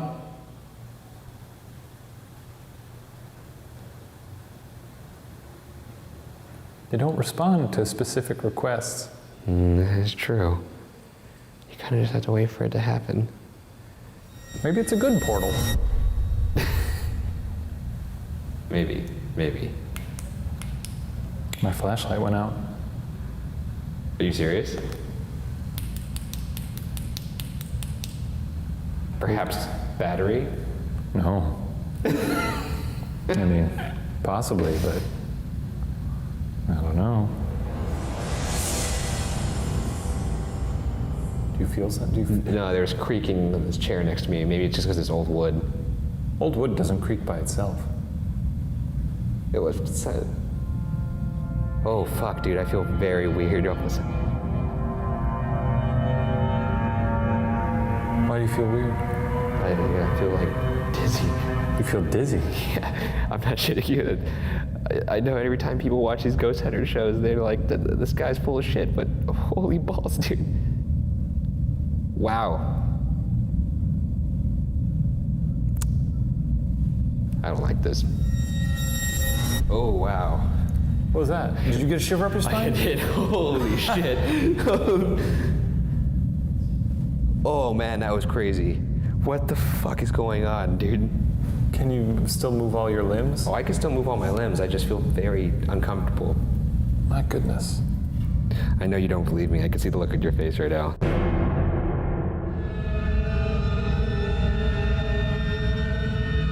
I don't feel particularly strange. It's not a great chair. Outside the house, another police officer also had a paranormal experience more than 30 years ago.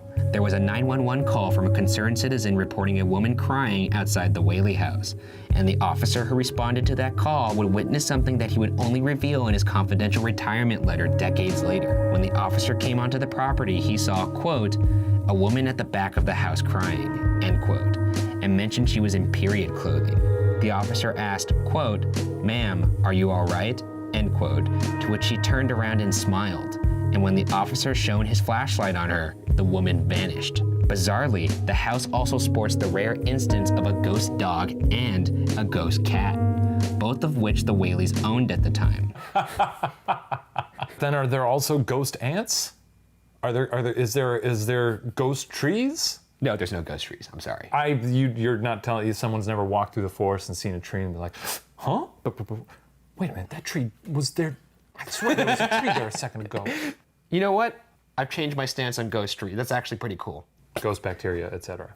Stop it. Okay. Two other ghosts that haunt the house are Thomas and Anna Whaley themselves. Many report seeing Thomas Whaley on the upper landing, where one person claimed he wore a frock coat and pantaloons. Some have reported that he blows tobacco smoke in visitors' faces.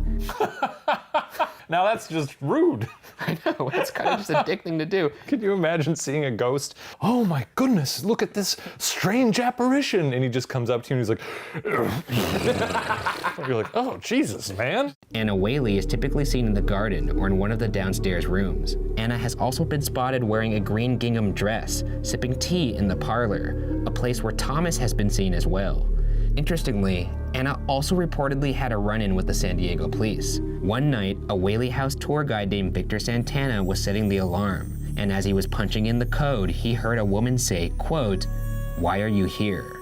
End quote, which spooked him to the point that he ran out the front door without completing the code, setting off the alarm. Shortly after, a San Diego police officer responded to the Whaley House. Santana recollects the officer, quote, claimed there was a woman in a green dress in the parlor, end quote. But by the time backup arrived, the woman in green had disappeared. How do you arrest a ghost? You can't. You handcuff I guess them. you would have to be a ghost cop. You know what? I rescind what I said earlier. I won't pour tea and fold clothes. I'll be a ghost cop. Yeah, that's actually pretty bad. Ryan Bergara, ghost cop. Doesn't that sound nice? That's awesome. I like that. Yeah. However, the final and perhaps most feared ghost of all is the ghost of Yankee Jim.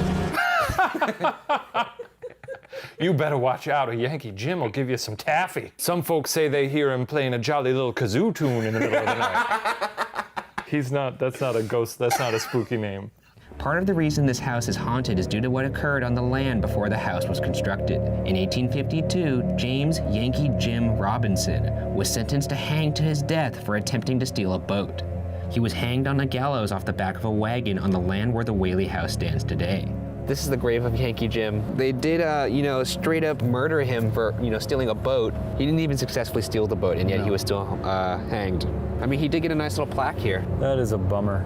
You know, if I were him, I would haunt this place. I would too. Totally. You know what, Yankee Jim? It's bullshit. You know what? I hope you're riding a speedboat in heaven. Yeah. Oh, you know he's got a great speedboat up in heaven. Yeah. You were ahead of your time, Yankee Jim.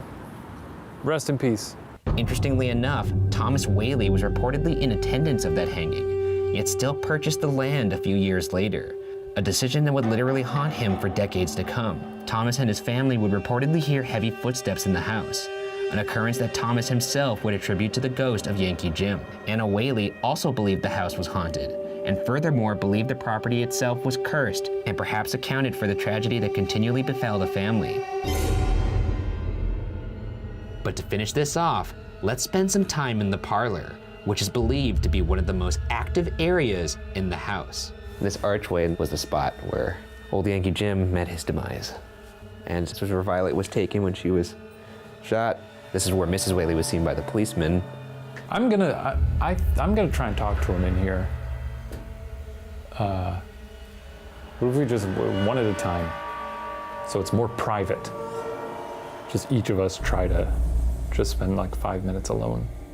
Let's do it before I change your mind. Come on, let's just do it. I'll go first. All right. 5 minutes. You're an idiot. It's awfully quiet. Yankee Jim, I hear you're a fan of boats. I myself would love a boat. I'm gonna be quiet now and just embrace the darkness. Here we go. Please do feel free to, make it stink or change the temperature, give me goosebumps,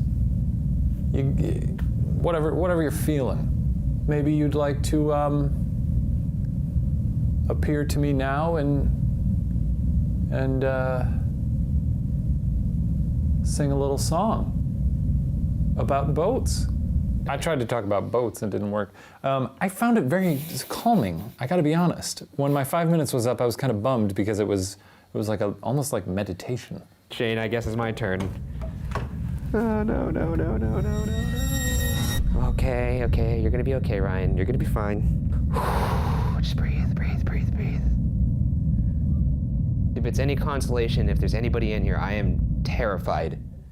And if you're scared of me, just know that if you show yourself in front of me, I'm gonna urinate all over this carpet. I do not want to see anybody. I'm not talking to, oh God, I don't want to talk to anybody. I'm not talking to anybody. Oh, I'm losing it. Watch your language. I can't.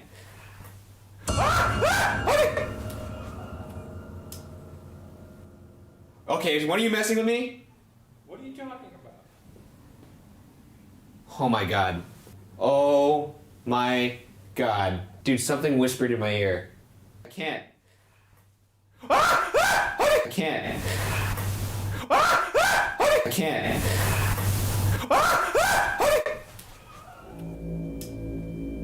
So I sat in here for 5 minutes. You locked me in here by myself, which I already was against from the beginning. Something breathed in my right ear. And it was so prominent, I thought it was you messing with me. I'm honestly in shock right now. Are you? Yeah. After being dedicated as a historic house on May 25th, 1960, the Whaley House has received over 100,000 visitors per year, and a countless number of those people report paranormal experiences. For there to be so many instances of reported paranormal activity in the house, I can certainly believe that it is haunted, especially when considering the history. But nonetheless, whether or not the house is definitively haunted will remain unsolved.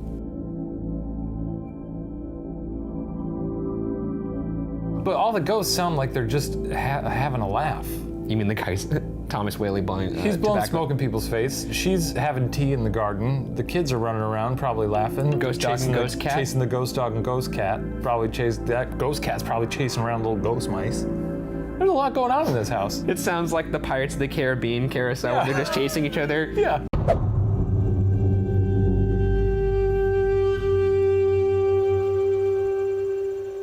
Well, we've been wanting to come here a long time. Yeah. Bit of a bucket list place, huh? Yeah, it's just when I actually cross the items off this bucket list, I'm not very excited. I am when I'm at home, imagining it, but now that I'm standing here looking at it. Now you gotta be brave. Yeah. Do you remember how to do that? The Villisca Ax Murder House. Look, it's kind enough to remind us when the horrible event happened. Yeah. Grab a picture, send a postcard to your parents. Ugh.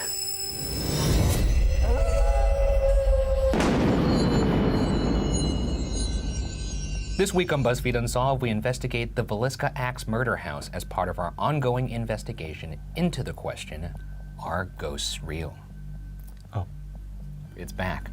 A location voted one of the most terrifying places in America, this unassuming family home in Villisca, Iowa was the setting for one of the most grisly, infamous unsolved murders in American history. So the ghoul boy is gonna show up and do their little dance. Right Knowing here. absolutely nothing about this, and having driven through Iowa, I'm terrified. Because I don't believe in ghosts, but I do believe that Iowa is haunted. Just as a whole, just as soon as you cross the state lines, you could have a hitchhiking ghost? Yeah, and look, I'm sure there's plenty of nice people in Iowa, but I'm from Illinois, so they can all go fuck Oh themselves. God, let's not bring up the... Yeah, we got beef. There's no reason to bring up the I-State turf war. There's a lot of turf out there in the Midwest. Turf wars, yeah, we don't like each other. How many skulls have you claimed in this turf war? Countless. Oh shit. Okay, let's get into it. Built in 1868, this 3-bedroom house was purchased by local business owner Josiah B. Moore in 1903. Josiah, his wife, Sarah, and their 4 children, Herman, Catherine, Boyd, and Paul, lived in the small frame home located on 2nd Street and were the very picture of a perfect family. On June 9th, 1912, around 9:30 p.m., the Moore family made their way back home after attending a special service for children at the local church. The Moore family was joined by Lena and Ina Stillinger, who were friends of their eldest daughter and were sleeping over that night. Early the next morning, Mary Peckham, the Moore's neighbor, was up at 5 a.m. hanging laundry. By 7 a.m., she noticed that no one in the Moore home was awake and doing their usual daily chores. Mary recalled that something just felt off.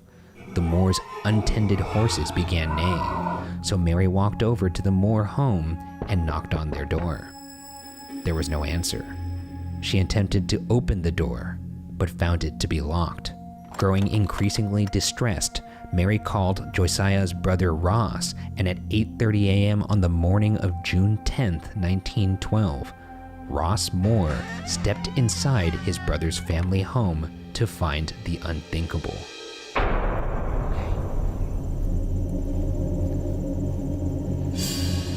This might be the door that the killer entered through, or at least some suspect that. And here we are.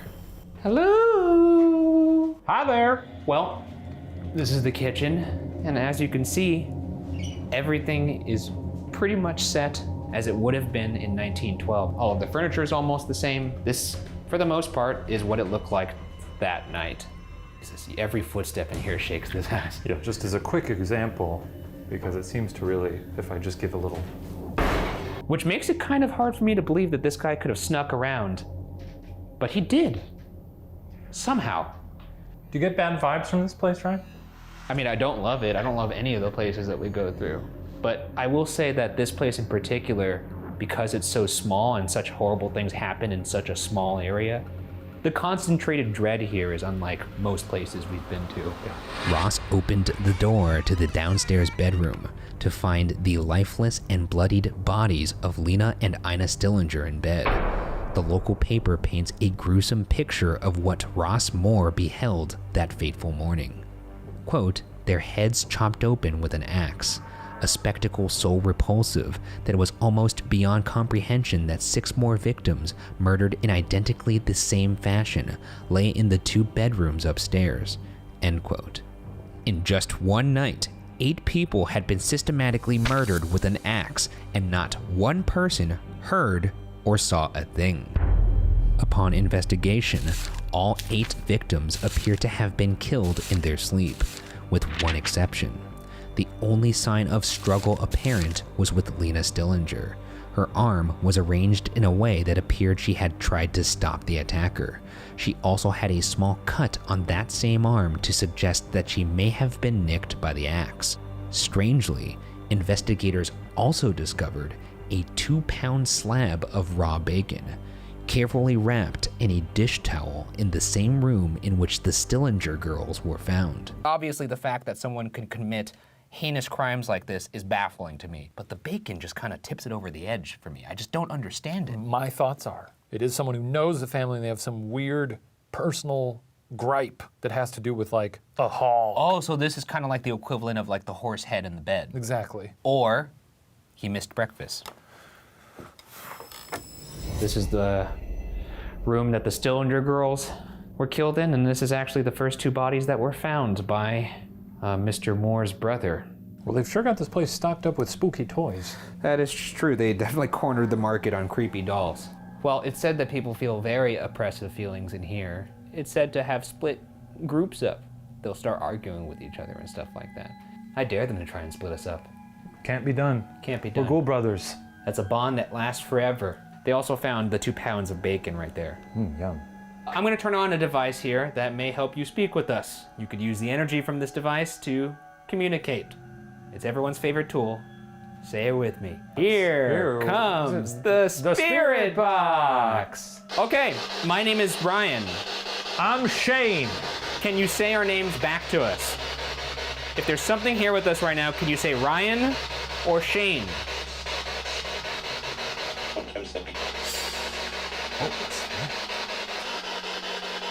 Right now I'm reaching out to whoever murdered in this house. Why did you do it? Hey. What did he say? I'm gonna ask you again. Prove to me that it was you who did this, because I don't believe you. Hey, you sick little weirdo. Huh? I'm reaching out to Lena and Ina right now. I'm really sorry what happened to you happened to you. Can you tell me your names if you're here?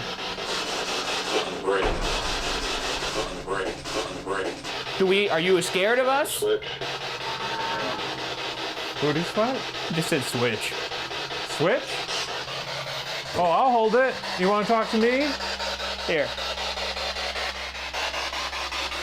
Oh, I've never held this thing before. I don't enjoy it. Talk to me. I don't respect you. That should rile you up. I think you suck. Ryan loves you. Big fan of your work. That's not true. Yeah, he's a sicko, just like you. That's not true. I think you're a loser.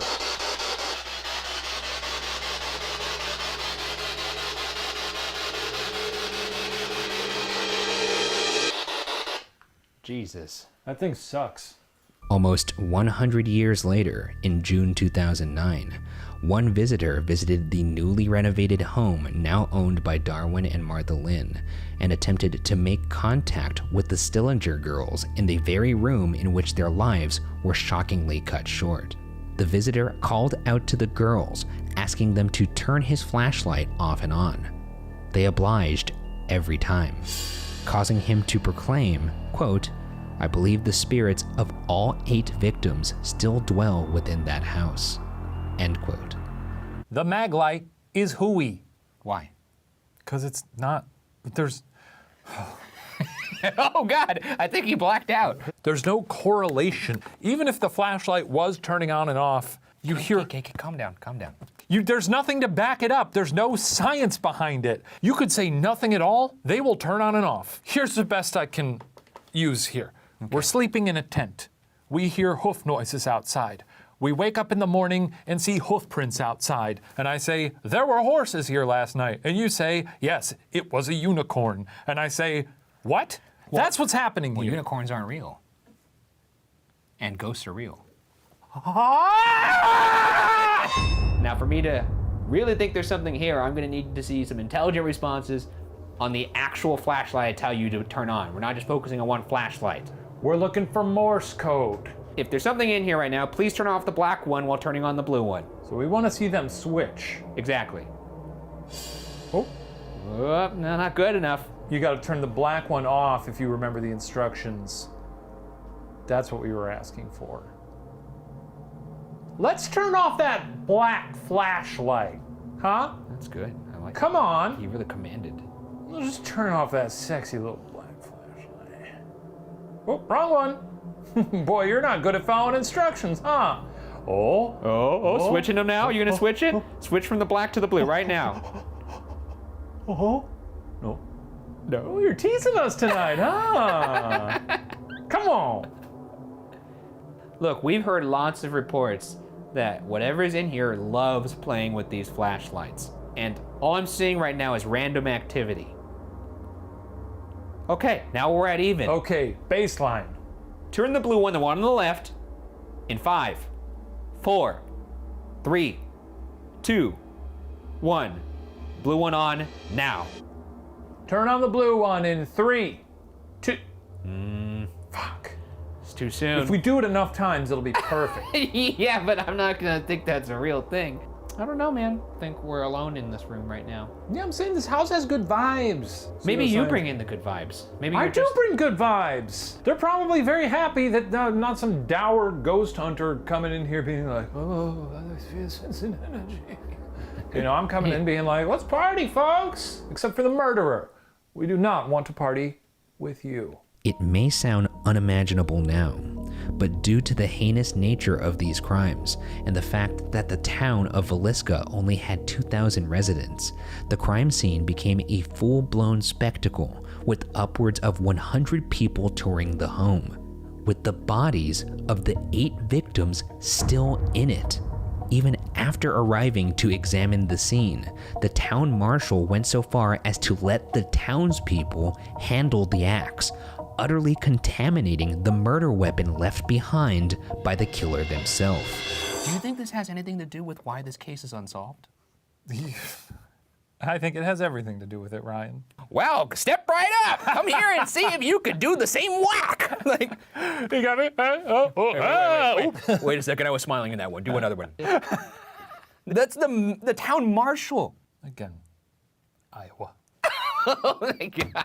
Finally, at noon, about 3.5 hours after the bodies were found, the Villisca National Guard arrived. When they were finally able to secure the scene, authorities could then begin investigations into who could have committed these 8 gruesome axe murders on a quiet Sunday night in a town the Iowa Touring Atlas called, quote, one of the finest cities in the state, end quote. The motive for the murders was unclear, as there was no evidence of a robbery or any other reason why the Moore family would have been targeted. Investigators found Josiah's pants hung on his and Sarah's bedpost, still containing cash, a check, and keys.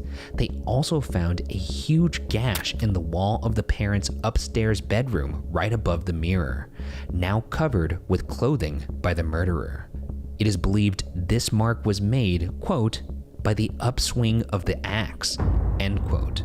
Further evidence bears this out, as Josiah was the only victim killed with the sharp end of the axe. All 7 others died by being bludgeoned with the blunt back edge of the axe. This is the bedroom of Josiah and Sarah Moore, and it was here that there still is a mark from the axe from the upswing, so you could only imagine the force that this dude was coming down on. There is a dread to this room. Also, once again, sheet over the mirror. Just straight up spooky. There's something about this guy, there's like, I don't know if it's a vanity thing or He was ashamed of what he was doing, but he couldn't control himself. And it was in the girl's bedroom. It's been everywhere. Yeah. So I don't know what his deal is. Right now I'm reaching out to the spirit of Josiah and Sarah Moore. First off, thank you for having us in your house. Really, genuinely sorry for what happened to you. If there's anything you'd like to let us know about that night, please reach out to us. We're very non-judgmental. What? Sorry. Can you say that again? While the voice I heard in this moment was not captured, an audio recorder left in this room later picked up a voice saying this. Is this the voice of the Villisca Ax murderer? Who's here with me right now? Why did you do what you did?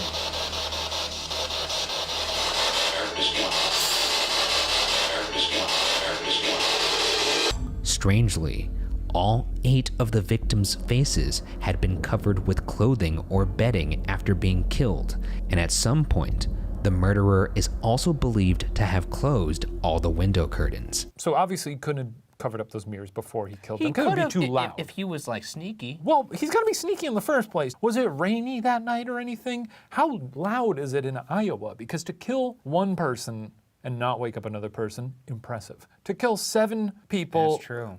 and not even wake up the 8th one, how?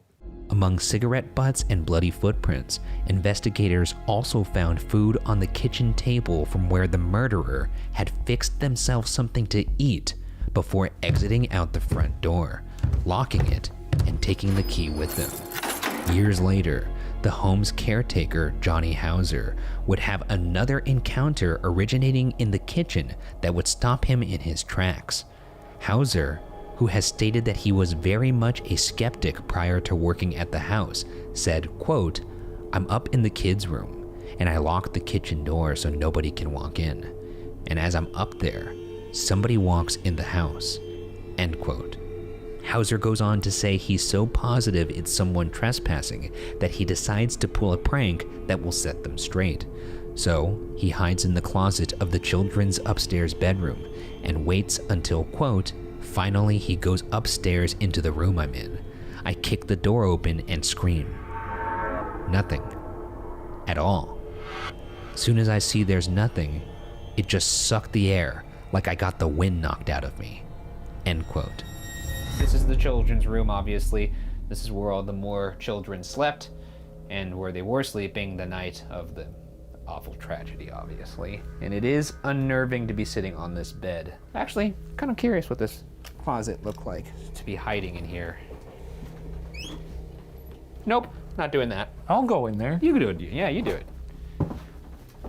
Oh, Is it awful? there's more people in here. Bye-bye. Hey. I'm gonna turn my light out. Me too. Oh, fuck me. You can make your presence be known. I could hear everything right now. To the Moore children, I'm really sorry. What happened to you happened to you. Do you have anything you'd like to say?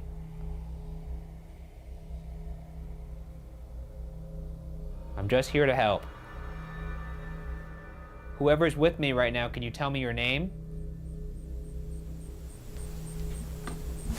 Oh, shit!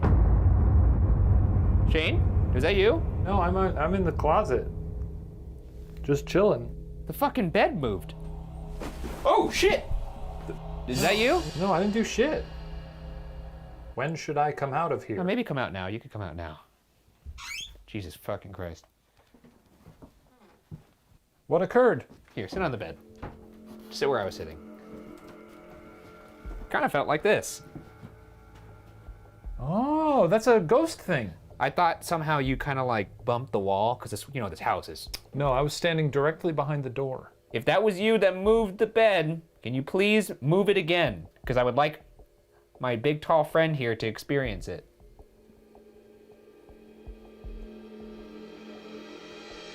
Can you move that curtain off the mirror? That little towel, that little blanket? Is there anybody here with us in this room right now? I'll kill him? Sounded like Michael Rooker. He's not dead, is he? No. As far as I know. Speak! Stop it. Do you want us to stop? It sounded like stop me. Somebody stop me! I don't think it's Jim Carrey. Oh. Stop you from what? Is there anything you want to say to us?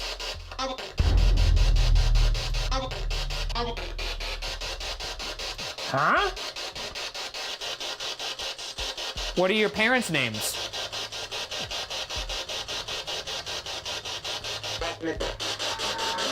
I didn't really quite catch that. Could you say that again? Whose parents? What's your parents' names?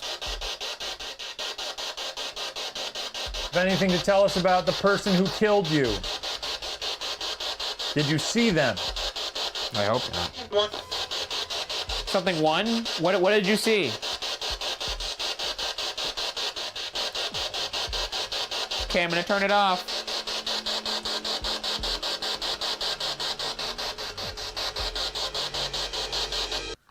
You gotta love technology. Love the spirit box, love all that it gives us. What a wonderful gift.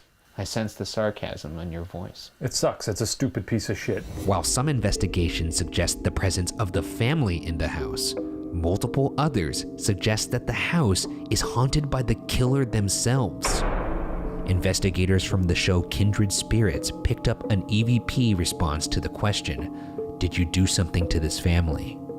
The response, "I killed them." A medium picked up the presence of the killer in the house, describing him as, quote, "giddy about what he was going to do," end quote, and that his favorite type of person was the type that was weak and easily manipulated, like, quote, "putty in his hands," end quote. So if the killer does indeed still reside in this house, how did he originally get in? What investigators hypothesize was that the murderer had gained access to the Moore family home by removing the screen of a first-floor window. However, evidence at the scene made this method of entry seem implausible in lieu of a far more terrifying theory. The murderer was most likely hiding in the Moore's attic, lying in wait and holding Josiah Moore's own axe. Well, well, well, it's the big bad of the house, the attic. Oh, wow, this may be the first room we've encountered that's neither Ryan nor Shane-sized. Gonna move this awful little doll. This is concerning. Oh, that's nice. Nice that you look like a little king here. Well, King of the dolls. This is actually probably where he sat. How did they not see him in here? The room was, I guess maybe they would have like a bunch of stuff in here. Yeah, why would they look in here? Do you check every room in your house before you go to sleep? Yes. You don't strike me as that kind of a cautious kind of guy. I feel like you would just go to sleep with the windows and doors open. You do what you do to make your girlfriend feel safe. That's fair. Well, there is no real kind of mistaking who would be in here. It's the stinker. It's just you, and you know who you are. Mr. Bad News. Who's in here with us right now? What was that? Why did you do what you did? I hear you enjoy it. Is that true?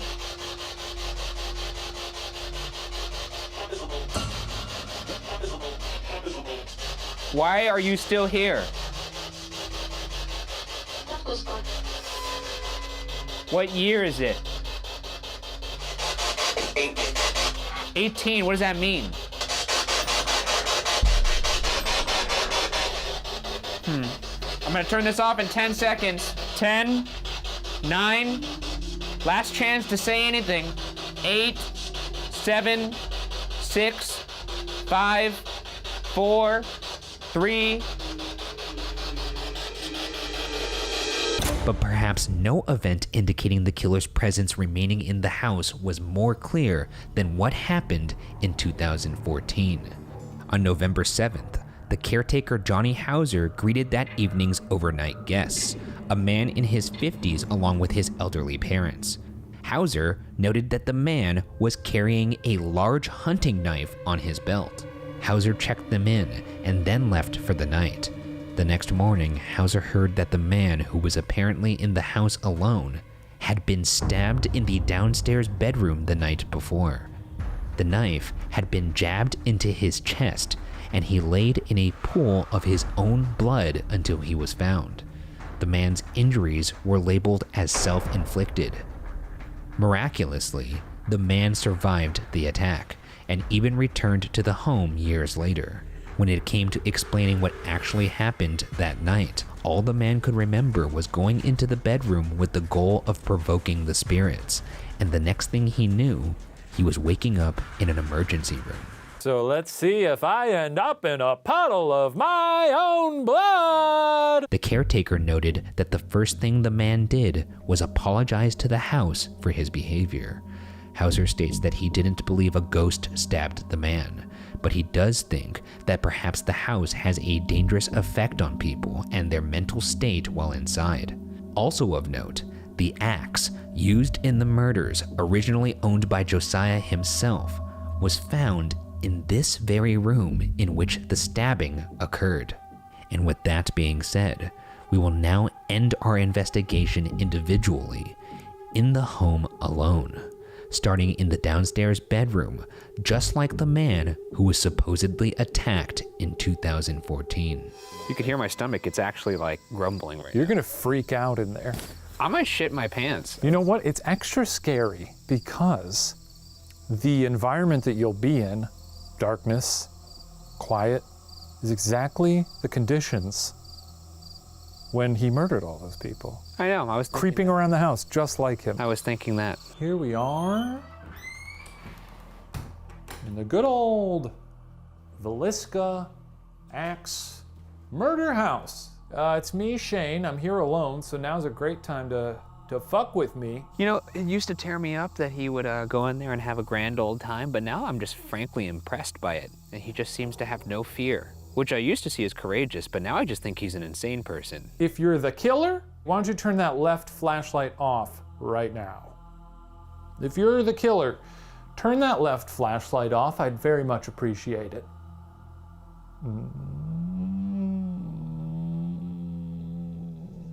There's just a little glimmer of light left in it. Oh, it's coming. Oh, there it goes. Okay, it's off. Okay, so the killer is here. Odd choice to stick around this house. As I said, you kind of successfully did all the murders here and then also chose to haunt this place? Did you not die somewhere else? Or is this like you returned to the scene of the crime to yuck it up a little bit? I don't know. Well, the flashlight went on again. Does that mean yes? Is that a yes?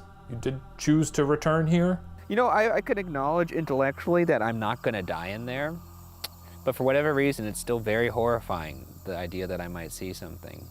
Once again, my name is Shane. I'm looking for the killer. Hey, fucko! The thing that probably sucks the most about this one is that spirit in there, if the killer is in fact in there, tends to really gravitate towards antagonistic forces or people who are scared. And what Shane's doing in there is pissing it off, and then he's gonna, the guy's gonna be in there, you know, punching air because he can't get to the big guy. And then I'm gonna walk in there and be scared with him being pissed off already. And then he's gonna stick a metaphorical ghost dildo up my ass or something like that. I don't know what a ghost would do. It's gonna suck.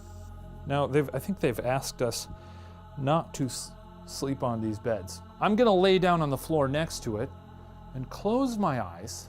And then if the killer is here, or if the spirit of the killer is here, now would be a great time. Use your ghost powers to strangle me. Maybe when I open my eyes, you can be levitating like an inch above my face or something. It's actually quite calming.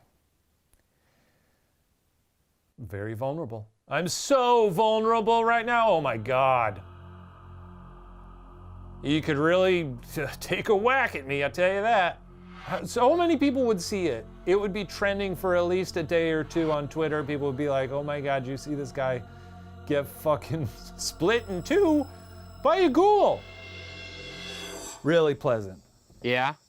Yeah. You have a fun time in there? I took a little nap up on the top floor. Word of warning.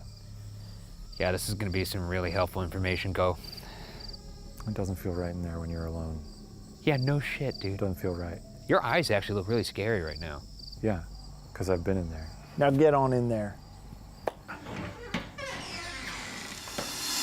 How the fuck did I get myself into this? Well, it is me. I'm alone. I am not my fear. I'm stronger than my fear. I'm surprised we don't hear any screams right now. He may be dead. It's possible his heart just stopped and he's lying on the floor in there. Okay, I'm in the Ina Stillinger room with Elena Stillinger. This is where the two girls that were sleeping over got killed. Ha ha ha ha ha. I didn't mean to laugh at that. I am just incredibly nervous right now. We're just gonna go with one flashlight here, folks. The blue light.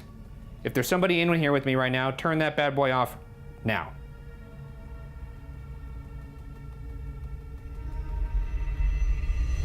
This is horrifying though, but I'm stronger than that because it's just in my head. It's all in my head.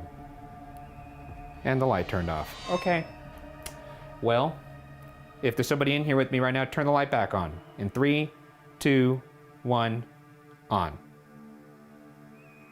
A great deal of my time was spent napping because I thought, well, what's the scariest thing I can do even as someone who doesn't believe in ghosts? And I think, you know, going into this allegedly haunted house, laying on the ground next to a bed where a person was murdered in their sleep and closing your eyes is a good challenge. Going upstairs, parents' bedroom. Is there anybody in here with me? I know my big tall friend came in here and probably roughed you up a little bit. Told you that I was the guy that you could come in and push around. That's not true. In fact, I'm one of the most feared ghost hunters alive. And that's what you are, a ghost. Because you're just a man.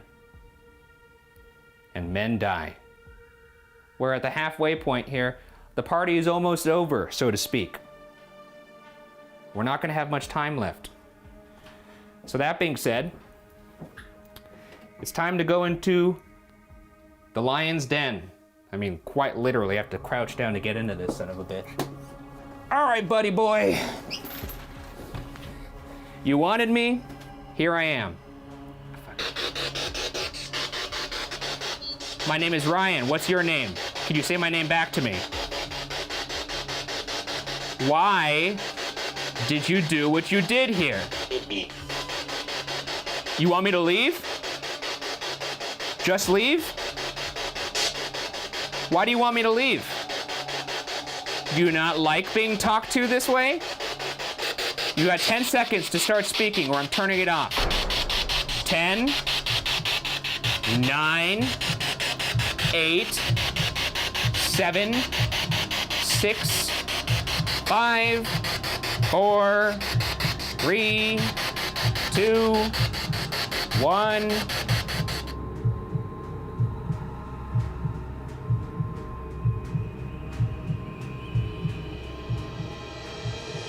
What a relief.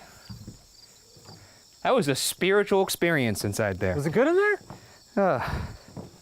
How you doing? How'd it go? I feel kind of invigorated, honestly. Well, goodbye, Villisca. It's been real, but I'm real glad I'm leaving. Let's go. One last look. Yeah, let's get the fuck out of here. Absolute beaut. Absolute beaut. After 5 years, a widespread effort failed to find any credible suspects. Hauser added, quote, "You got a murder in a small town with 5 years of gossip.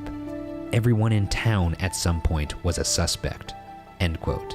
Legal proceedings involving 3 different men were pursued, but no one was ever convicted of the horrifying crimes that befell the Moore family and the Stillinger girls. The Villisca Ax murders remain one of the most infamous cold cases in American history. We will never know what took place in the Moore family home on that night in June 1912, which resulted in the loss of 8 innocent lives. or if the tragic victims of that gruesome and brutal crime still roam the residence they once called home over 100 years later. Whether the Villisca Ax Murder House is haunted by those who lost their lives that night, or if the property itself was stained by the pure evil from the unspeakable acts perpetrated by an unknown murderer, will remain. Hello and welcome to another edition of BuzzFeed Unsolved Postmortem, a show where we answer your most pressing questions about the most recent episode of BuzzFeed Unsolved, which was the Villisca Ax Murder House. All the questions we're answering today came from you guys via our BuzzFeed Unsolved Instagram page, our BuzzFeed Unsolved Facebook page, as well as directly on the video on Bun. Good to be back. Thank you for holding down the fort last That's true, I week. did hold it all the way down. Held it the by hell down. myself while Shane was out there fucking chasing leaves or something. I was chasing leads. It sounds like I saw you out there. I picked them up, I looked at them, I took some photos of them, I smelled them. Villisca Ax Murder House is what we're here talking about today. A fun episode. A location that I think you can agree we've been eyeing for a long time. That's true, it's been on my list for a while, and finally I was able to take that quill and mark it off. I think we could both agree this house was horrifying. Yeah, I mean, it's ghosts aside, it was not a pleasant place to be. Well, we go to a lot of places that are haunted, you know. Like, I was very aware of this place well before we ever started Unsolved. It's a place you hear about. It's a place that has a weight to it in terms of the vicious slaughterings that occurred there. Jesus Christ, yeah, that is true. And some bacon. Also, it's just so concentrated. Like, it's such a tiny location where such a horrible thing happened. There's really nowhere to hide in this place. Every room feels like an awful place to be. Also, all the furniture in the house, for the most part, was original too, which also added to the dread of that place. Anyways, let's jump into these Yeah, cues. that sounds fun. Shane, when the voice in this specific episode said, "What is it?" what would you write it off as? It sounds a little too clear to just be something like the wind. Upside down smiley face. Pretty clear. It's pretty. I'd say that's a Class A EVP. Oh, that's great. I would say most of the EVPs we've gotten on this show, probably Class B, maybe Class C. Well, I mean, EVPs don't really mean anything to me because it's pseudoscience. Is so it? that's, yeah, I mean, it What is. was that voice then? Just audio, it's audio, it's noise. It's noise. Do you think that doesn't sound like a voice saying, what is it? It sounds like a voice, sure. A lot of things sound like voices. So what was it? Noise. There's no scientific basis for what you're talking about. You so haven't offered any explanation for it. I shouldn't have to. Why not? Why Because are you on again, your it's like ivory you tower? saying, well, I think there's unicorns, and me saying, all right, cool, nice. Well, I think it's a pretty fair Please thing to enjoy be that like, belief. I hear a voice saying, what is it? And you go, well, it's not that. And I say, okay, then what is it? Huh. I told you it was noise. It's noise. It's noise. Well, all you Shaniacs out there, I hope you're happy with that explanation. He really nailed it there, and that's your leader. They were probably pretty happy with it. I saw a lot of people in the comments that were like, I have to say, that voice is pretty fucking clear. I don't normally believe in this kind of thing, but... Well, if you're a Shaniac, and you do think it's compelling, You cut from the team. That was so satisfying of an explanation from Shane. I don't have to explain anything. Well, that's very good. You have to give me observable, repeatable evidence. You have to be able to prove this stuff in a way that ties to science. It's the specificity. I'm not saying that there's a scientific aspect of it. I forgot that the science is, it's the specificity. Well, I would just love some forgot. specificity from you. I forgot. Ah, you could sit there and sneer and be like, well, it's not the science of it. It's not on me. It's not my prerogative to prove it. It's not scientific. not. Of course, that voice sure sounds like it's saying, what is it? But I just think it's noise because I'm an asshole. I don't think it's that. I'm not. I'm an asshole, yes. You seem like you're getting riled up over there. I'm trying to get a rise out of you. No, I don't think you are. What's the specific thing that it is if it's not a It's voice? my sexy denim jeans rubbing together. That's what I wanted. Next question, Ryan. Let's go to at Melanie Galees? Do you think the man stabbed himself so people would think a ghost did it to him? Like he wanted to think a ghost attacked him to have some crazy ghost story? He survived the wound, so maybe he knew where to stab himself to survive the attack. Hashtag postmortem. Can't imagine anyone would want to, even Even you, Yeah, I feel like you would love nothing more than to get definitive proof of one. Well, I feel like I've already gotten that. If he was trying to prove a point, surely he would have, knocked on the neighbor's door. He would have stabbed. A ghost stabbed me. Casper shanked me. From Jocelyn Rodriguez on Facebook. Hashtag postmortem. 1, great episode. Oh, thank you. Thank you. 2, been watching from the start of the show, so big fan. Thank you. There it is. Great. 3, you guys got some of the most evidence in any episode. Also, thank you. Thank you. Which is not that much evidence, but 4, do you think the killer was actually hiding in the attic? Even if he was, how would his ghost be present / his body was never found? Maybe some vigilante activity occurred and someone found / killed / buried the killer on the property. I don't know. I mean, we often come across this subject of like, why does a person haunt a place? There's like so many different trains of thought that I've kind of given up on it. I guess you could say that like a place that someone felt very fond of or not fond of or had some sort of connection to in some sort of way, it makes sense that they would be there, but I don't know. It'd be sick as hell if there was like a ghost highway where you could haunt like a lot like of in different Coco. places you've been, like in Coco, or like if like when you die you turn into Dr. Manhattan and you can just exist in multiple states all over the place. So I could be like, yeah, I want to haunt my grade school growing up, but I also want to haunt a corner bakery that I really liked in Burbank. I think we're really gonna find out the answer of whether or not ghosts are real when the hosts of these shows, ourselves included, start dying off. Because here's the thing, if I fucking beef it and I die, you better bet your ass that I'm gonna fucking do everything I can to prove that ghosts are real after I'm dead. In my mind, I had always imagined the attic was above the top floor, but it is It's like in the top floor. parallel with the top It's more floor. like a giant closet. On the second floor. It's essentially a giant closet with, the door was smaller, right? It was more like a crawl space door. That whole house was tiny. It was like a dollhouse. Yeah, so I remember when we were there, I was really trying to crunch the numbers on if the killer could have hidden in that attic, because I always thought maybe the killer was hiding in the attic, but that was me supposing that the attic was above everything. With the attic being like right there in the main hallway, I was like, how could they not have seen someone? But I guess if it was full of it's full stuff, of shit, right? they could be like maybe crouched behind something. No one has an empty attic. It really is amazing to me that a person was able to sneak around that house without anybody waking up. Like maybe the first person, sure, crawls out of the attic, very cat-like, and then does the deed. But you would have to think that there would be some sort of skirmish, or if not a skirmish, maybe even just the noise itself, because there was not a lot of structural integrity to this joint. It felt like every footstep you were taking was like reverberating through the house. No, for sure. And I just feel like it's crazy that somebody could sneak around and murder 8 people. I don't understand it. That's like the craziest part about this story to me.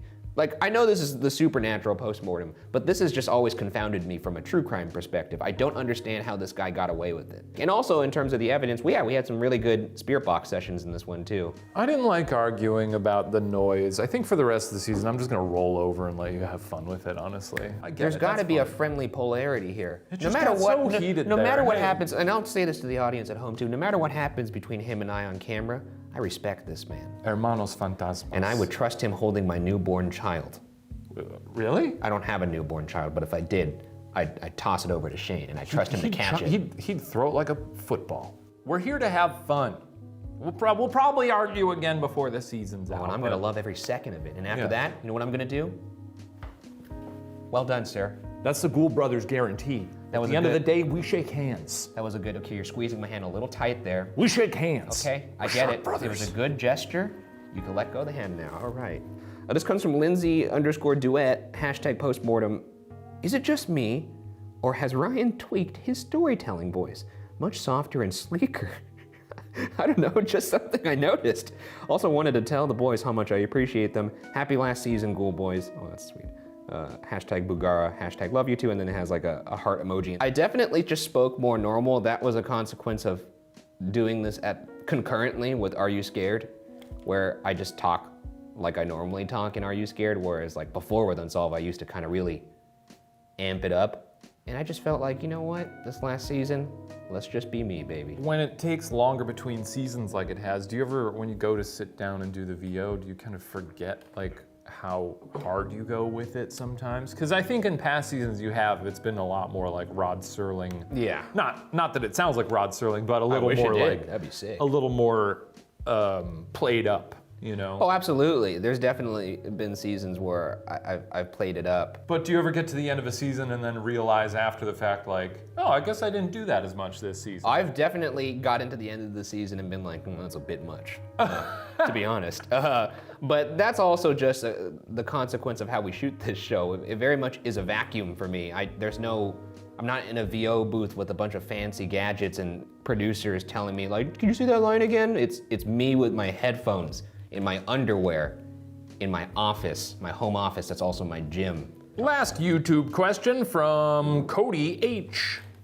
Ryan, when it felt like something sat next to you on the bed and you tried to show Shane, did it not occur to you that you were sitting on a ghost? That moment was really wild just because it was later in the night. I was tired. That's right. And normally this is what happens when we get to the later part of shoots and Shane could tell where, the energy's starting to drop.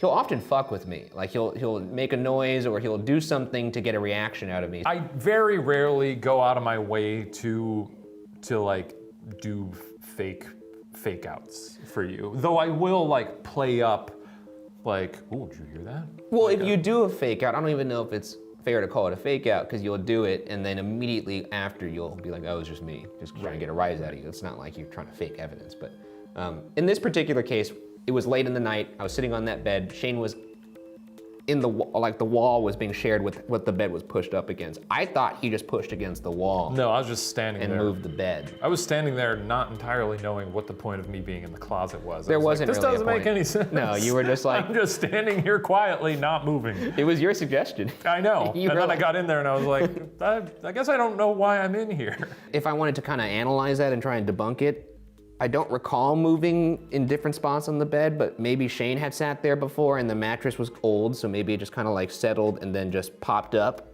Yeah, it's tough for me to really gauge that one because I wasn't out there. You obviously felt it. You were there. And I hopped up off of it and then I immediately scolded Shane because I was like, why did you do that? Let's look at some fan art. Alrighty. There's a lot of good stuff this season. Let's look at this one from Amy Lane Draws. Oh shit, this is cool. This is very good. Oh wow, did you see the detail of your shadow? Yeah, I'm a That's little good. demon man in this That's shadow. very good. I Thank like that a you. lot. Very good. Thank Some you, ghosts Amy, for behind that. you there. Love that. Let's move to the next one here. This is from @Walkfee. The squirt gun moment. More. One of my favorite moments in that It was really fun. in that episode. You really caught me off guard with that. I thought you wouldn't be that childish. I respect that you were equally childish in return. You should walk through the thought process. Thought process was Ryan sprayed me in the face. Thought that was rude. But hey, But we're here funny. to have I thought fun. it was funny as hell. And I think I do it again. told you, I thought about telling you like I'm going to get you back later, but then I thought, let's just tamp that down. And then when we started doing our little seance with the Ouija board, I was like, here's what I'll do. I'll tell him we should close our eyes and hum. Because that'll allow me to very stealthily take out the gun because he won't hear it then and put it right up to his face and shoot him. Also, what's really funny is if you look at the clip again, he doesn't waste a single second to unholster that pistol. Immediately, as soon as I start humming and close my eyes, he Well, just like with fucking just dead killer eyes, just. Well, I was afraid that you were gonna open your eyes at any given moment and be like, this doesn't make sense. You had What are we no doing here? expression So I on was your like, I have face. to move. I gotta move stealthily and silently. Let's go to @Oobwitch, the Ghoul School. Learn to kiss, hunt ghouls. If you're a fan of the kissing, stay tuned. That's gonna pop up across the season. That's a technique that we developed over here in BuzzFeed Unsolved HQ. Our methods are controversial. They're a little unorthodox, but they do get results. But this is lovely.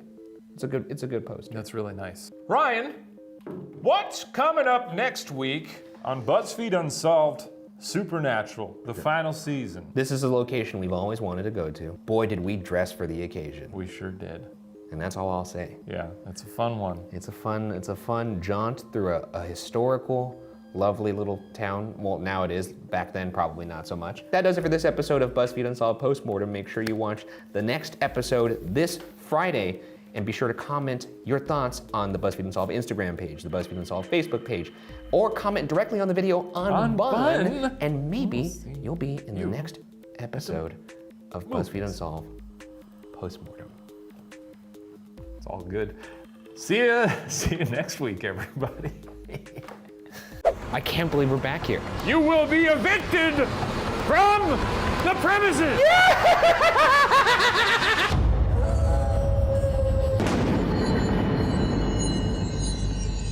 This week, on the series finale of BuzzFeed Unsolved Supernatural, we investigate the one place I vowed I would never return as part of our ongoing investigation into the question, are ghosts real? Who knows? What a change for the last one. As you know, I'll only do one demonic investigation per season, but seeing as how this is the last season, I figured, why not treat you guys to two? And specifically, why not end this series with the demon I started it with? Also, I just want to say that the last time I was at the Sallie house, I said a lot of things. And to spare myself the embarrassment, I will now have my colleague read them out. These are the things you said? This is exactly what I said as I left the Sallie house, and Okay, Ryan, fuck you. I hope you're fucking looking at this now, motherfucker. Shane, did you just call the demon a motherfucker?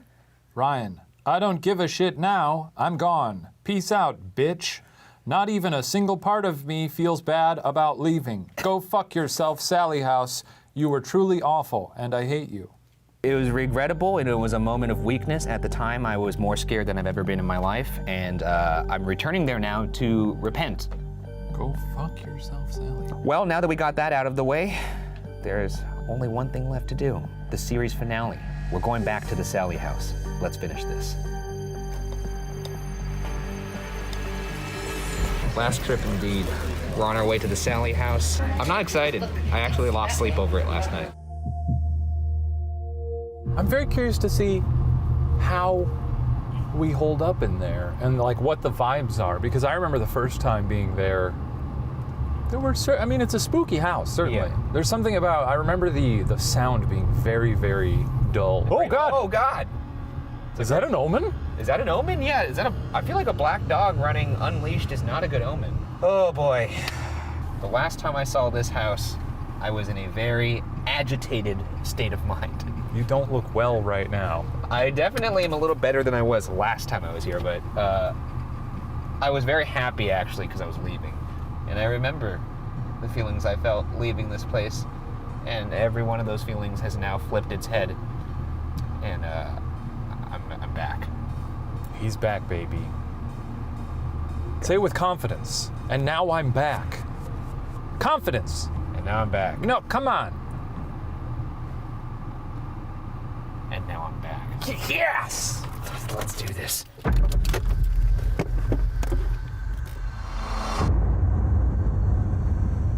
We're back. We're back, baby. I can't believe we're back. I said I'd never be back, and I guess a fucking liar. But this time, I'm not messing around. You got the gear. I'm about to go whack Sallie. You're far more confident this time than you were last time. Oh man, I can't believe we're back here. It actually is all just hitting me. This is it. This is our last hurrah. It sure is. What a weird mix of emotions to be sad, happy, and horrified. I mean, I don't have the horror really, Yeah, but that's true. Sort of, I guess, sad and happy. All right, Sallie, you wanted us. Here we come. Located on a quiet suburban street in Atchison, Kansas, the Sallie house was built between 1867 and 1871 for Michael C. Finney and his family. It is believed that Michael, his wife Kate, and their 3 children, James, Agnes, and Charles, lived in the basement while the home itself was being constructed. You were very familiar with that basement, but we'll get back into that. I've done some stuff down there. That made it seem like something else. I got all up in there. I laid on a pentagram and screamed at the devil. Yeah, but that's like not sexual. You did this. You went, I went down there and you did a wave with your body. Well, I did. I mean, I was a little sexual when I was down there. I promise you could scrub that entire comment section. No one will describe what you did in that basement as sexual. I did everything short of taking my shirt off. Thank God, too. Which, we'll think about it. No, I don't think so. We don't want to blind the viewers at home. Sadly, Michael C. Finney would die in his newly built home in 1872. However, he was not the last member of the Finney family to die in the home. Agnes moved back into the home in 1906 and got married to an engineer named William True in 1913. William died in the home in 1918, and Agnes succumbed in November 1939. For over 50 years, families moved in and out of the 2nd Street home without serious incident, but that all changed on December 31st, 1992. The investigation has begun. It has. I really, really hate this place. It's surreal, honestly. Sallie? I know you thought you'd never see me again. And frankly, I never thought I'd see you again. But we're just gonna have to deal with it tonight. I can't remember what I said back then, but what I'm gonna say right now is buckle the fuck up. Oh, we love to see it! Cause I'm back, baby. That's character You growth. wanted me, Sallie, I'm back! On December 31st, 1992, Tony and Deborah Pickman, a young, newlywed couple who were expecting their first child in June 1993, moved into the modest 2-story home at 504 North 2nd Street. The two were excited to begin their new life together as a family. As the couple unpacked their belongings, their dog, normally mellow and subdued, began ferociously barking at what would be the nursery they were preparing for their new baby. Thinking it was just the dog getting used to its new surroundings, the Pickmans didn't think anything of it, and in a little over a week, the barking subsided. From January to June 1993, the young couple would go on to experience lights flickering and dimming, cold spots around the home, and unexplainable dropped calls from their landline. However, the Pickmans were first-time homeowners and assumed these kinds of occurrences to be common in a home that was built in the late 1800s, and Tony even joked, quote, "Ha, we must have a ghost," end quote. So one of the things that's supposed to happen in this house is dropped calls. Back then it was a landline, but I figure it's the same thing with cell phones. So I'm gonna call you while I'm in the house still. You're gonna take your little buns outside and we're gonna see if this... Did you hear something? I've already started to hear shit in this fucking house. All right, go out. Okay. Go outside. All right. Oh, Ryan Bergara is calling me. What a lucky guy I am. Hello? What took you so long to answer? I don't like to seem overeager when I answer the phone. I guess we just have to wait for Sallie to disconnect the call now. It just occurred to me we don't really talk on the phone to like just see what's going on because we see each other every day, so it's... Yeah, I mean, we could start that if you want to. I really wish Sallie would actually disconnect this call like now. Come on, Sallie! Is Sallie like... Does she actually listen to the phone Yeah, calls? I don't- Is is she she doing like like- a Richard Nixon thing? Yeah, dude, is she wiretapping our phones? She's sitting there in the van across the street. Sallie, if you're on the line, Ryan's in there alone right now. You could really give him a good spook.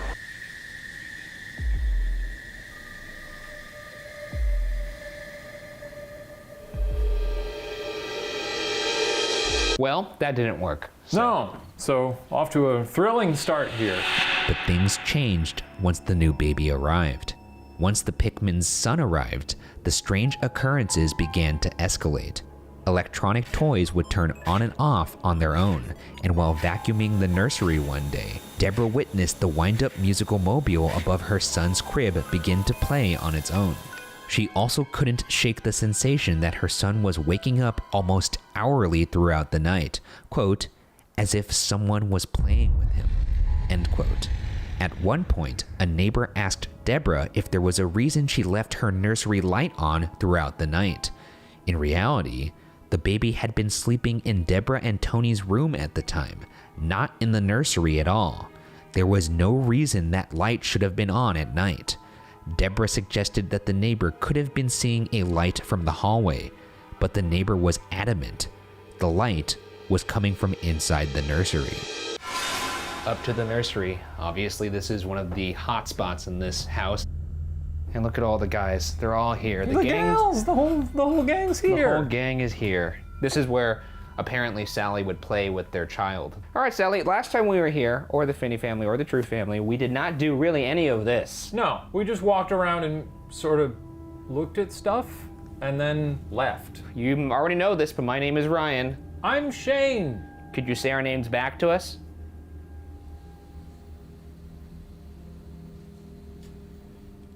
Can you make your presence known? Can you say something? Can you touch one of us? Or perhaps move something in this room? If you need a refresher, we're the two guys who clowned your ass. Yeah, I mean, 5 years ago. Show us a sign if you remember me and the big guy, AKA the best ghost hunters in the game. Sallie! Come on, Sallie. Wiggle the balls on the door.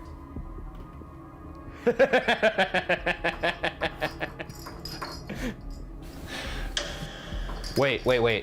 What? Did you hear something? I think I did. Whispers? I thought I heard whispers. No, I heard like a...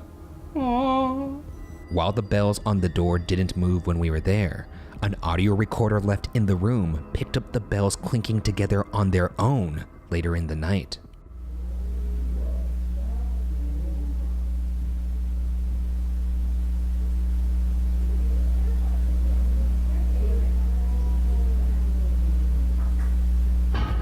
All right, now, Sallie, you've probably had a bunch of investigators come in here and use this little device here.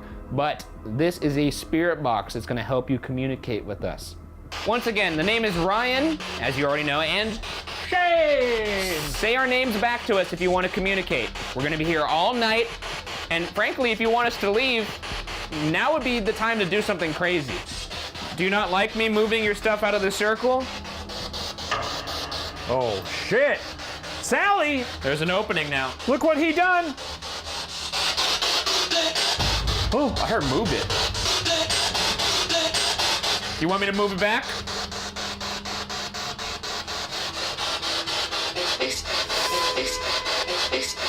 What? What? Sallie, this is the last hurrah. You're gonna Wake up? just go? Sallie, this is the last episode of this series. You're closing out the show, and you opened it. That's a huge honor. Why would you go? Why would you go? Well, we have to go. Yeah, we don't live here. We live Wait, are you in talking about the show? Because we thought it was just time. Felt right. It felt like the right time to leave on our own terms. Who is this? Who am I talking to? This Charles Finney? No one in particular? I just want to talk. Want whiskey? More whiskey? Want whiskey? Want whiskey? I don't know if we can do that, honestly. We had a lot of whiskey last night. Do you like whiskey? All right, I'm gonna give you a little bit of a rest. In this room, our audio recorder picked up this very clear and chilling voice.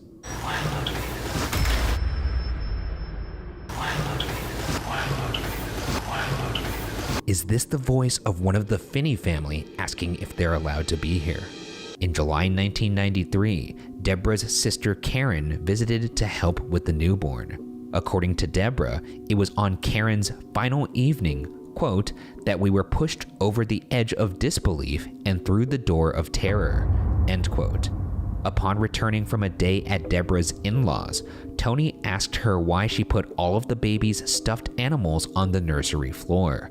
Deborah had no idea what he was talking about, so Tony led them upstairs to the nursery, where they found all of the stuffed animals on the floor arranged in a circle, their backs to each other, facing forward. Thinking it was some kind of prank played by one of Tony's brothers, the Pickmans rearranged the stuffed animals back in their proper places throughout the nursery and went back downstairs. At the bottom of the stairs, Karen turned around and noted that the nursery lights were still on, though everyone remembered Tony turning them off. They went back up to turn the lights off, and upon entering the nursery, found one of the teddy bears laying flat on its back in the middle of the floor. Undeterred, they placed it back on the chair, only to find it right back in the middle of the floor, laying flat on its back hours later. That night, they all slept in Deborah and Tony's room. Tony's brothers sound like funny guys. So you think that it's Tony's brothers who are doing Well, this? I don't. Have we mentioned Tony's brothers up until now? And they were like, maybe that's Tony's brothers. Oh, I guess, well, brothers play pranks on each other. I played pranks on my little brother all the time. What'd you do to him? So many things. You turned him into a dentist. That's right. That was the biggest prank of all. I'm sure your big brother played pranks on you. My days don't prank. We also don't play sports. We watched a lot of Star Trek. Makes sense. After hearing what transpired the night before, Tony's brother Greg came by with his 35mm camera. The Pickmans led Greg up to the nursery, and as he was about to take a picture of the stuffed bear, he said, quote, "If you're here, do you want to have your picture taken?" End quote. Just as he clicked the shutter, the bear spun around on its own in front of their own eyes.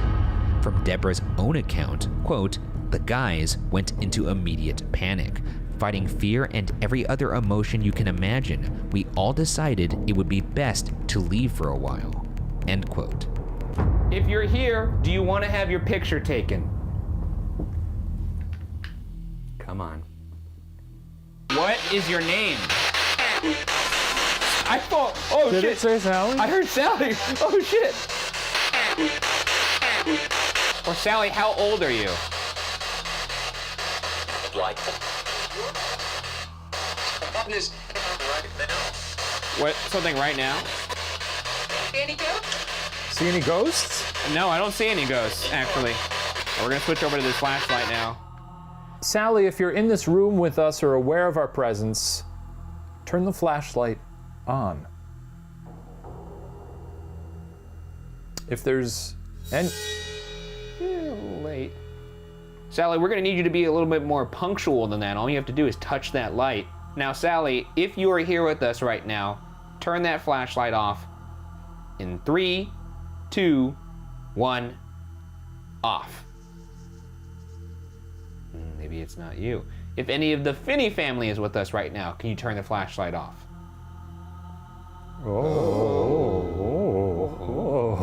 Turn the flashlight on if I say the correct name. Is it Charles? What about Agnes True? William True? I guess you're a son-in-law. Is it Sallie? Is it the demon Are you playing a little trick on who us? presents as Sallie? If that actually is a demonic presence in here, or Sallie, the thing that says it's Sallie, could you turn the light on? Oh, fuck off. Dude, fuck you, dude. All right, Sallie, turn off the light right now. In the story, it said you messed with the musical mobile for their child, the Pickman's child, that is. So, if you could get that to play, that'd be quite something, Sallie. Just sort of do anything at all. Just rotate that bad boy. That would be enough to make the boys wiggle. What was that noise? You hear that? What? I swear to God, I heard those little balls make a noise. Did you? Trying to see if they move on their own. An audio recorder left in this room would later pick up the musical mobile playing by itself.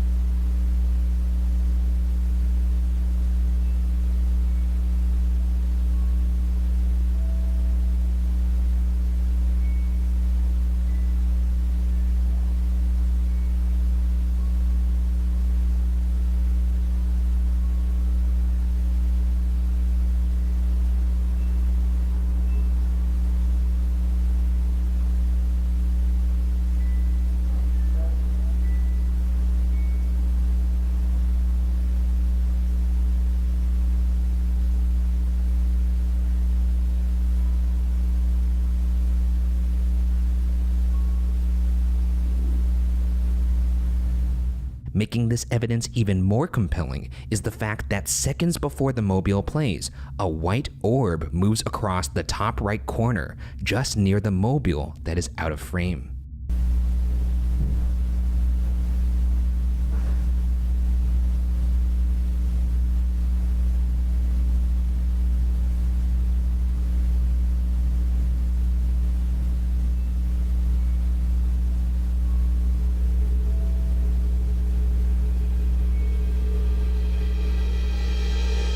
After this horrifying bear incident, the Pickmans grabbed the baby and everything else they needed to leave the house. But as Tony was strapping the newborn into his car seat on the sectional couch in the living room, he felt a sharp pain on his lower back. It wasn't until they arrived at Tony's parents that Deborah asked to see his back. To her horror, she found 3 long scratches down the center of her husband's back. Unfortunately, this was only the first of many times Tony would be scratched throughout his time living in the Sallie house, including one incident that was captured on video. I mean, you've long asked demons and ghosts to scratch you. Yeah, guess what? They never have. Well, maybe that's because you didn't have round 2.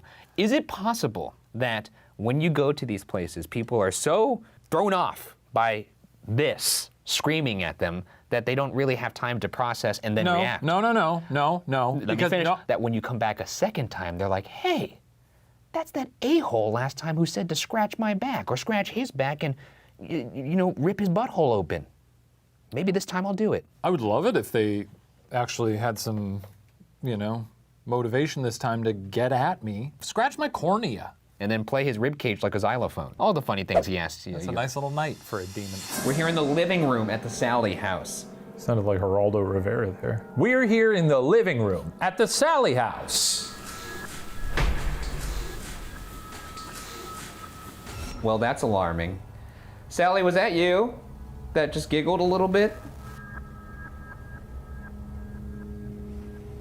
Can you make your presence be known in here? Can you move something?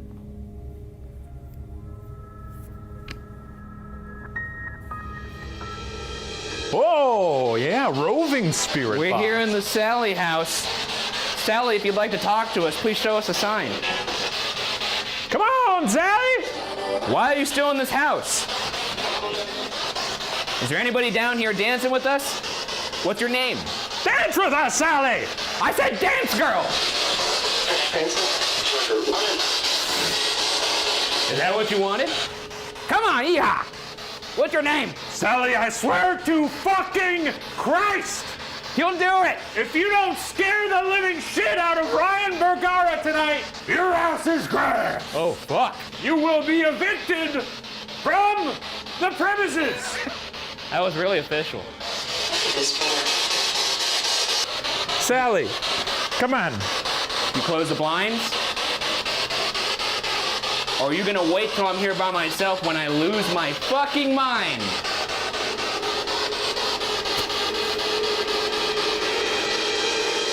So be it. After this event, the couple called in psychic Barbara Connor, who visited the Pickmans on July 29th, 1993. While she spoke to the spirit, Barbara sat quietly with her eyes closed and finally was able to give the Pickmans a name.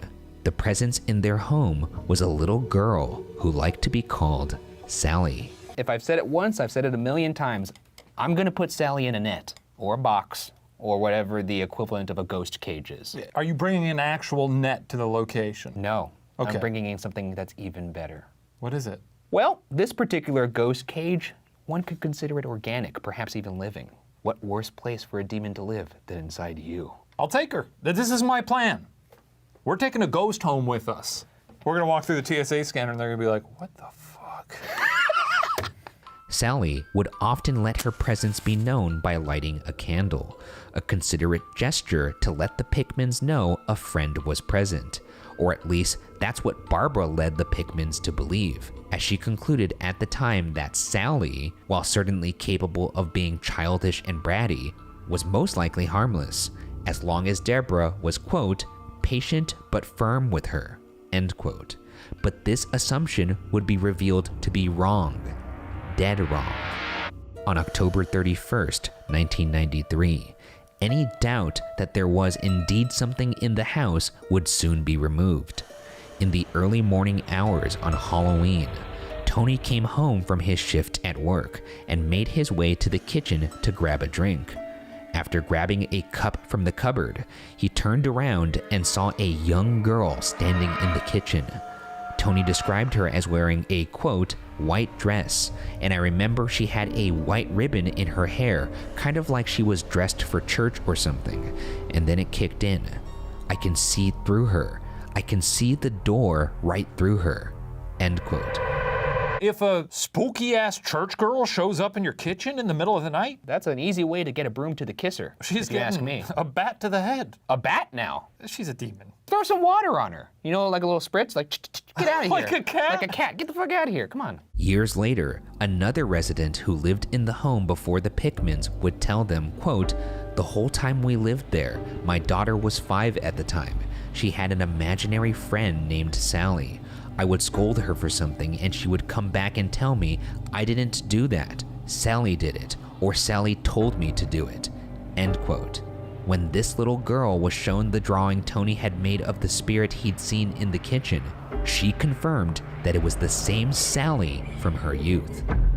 Perhaps one of the few documented instances of communication with Sallie happened in this kitchen in 2016 at the hands of 2 rookie ghost hunters. Back in 2016, Shane and I investigated the Sallie house with paranormal investigator Eric Ensbrenner. Eric set a flashlight on the counter in the kitchen and asked the presence in the home to, quote, turn the light on for us. Here's what happened next. You're fucking crazy, Shane. If you don't like us, turn it on. Please don't turn it on. Please don't.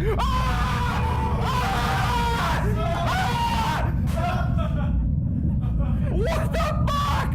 Oh shit! No! Where's my holy water? Where's my holy water? If you actually don't like us, please just turn it on. I don't think they have the power to turn it back on again, frankly. I really think they don't. Ryan. Are you fucking kidding me? What the? Keep in mind, we have to spend the night here. Please turn the light off for us, spirits. Don't you fucking do it. Turn it all the way off. Thank you. Oh, Fuck, don't. Oh my god. What? please try. Oh my god. You should have never talked to it, dude. That's a car going by, it's okay. No, that's the fucking flashlight rolling in the background. Look, it's coming back. Oh yeah, it is.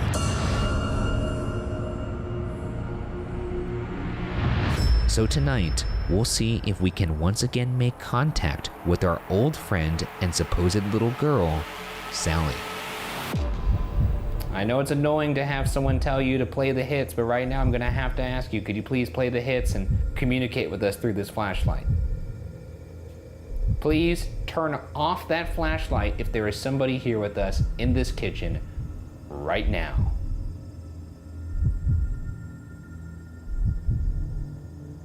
Sallie, turn the light off in 3, 2, 1. You really don't want this on your reputation later. We really propped you up a bit there for a second. Was that you? No. Is that you, Sallie? Could you do that again? Can you make that knocking noise again?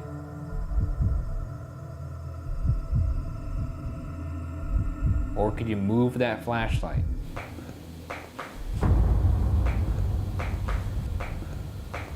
These 3 knocks are noteworthy, as it's believed the sound of 3 knocks signify the presence of a demon as a way to mock the Holy Trinity. Sallie, if you're in here with us, you remember us. Why don't you turn that light on, huh? All the way off. Come on. Oh. Are you here now? Okay, do we have a friend? Sallie, if you're... Maybe. Look, it's very simple. If you want to get rid of us, you have to intelligently respond to our questions, and that's just simply tapping the light on and off when we ask you to. Please turn that light off in 3, 2, 1. Ka-chunk. What was it? It was a little bumpy. A little bump.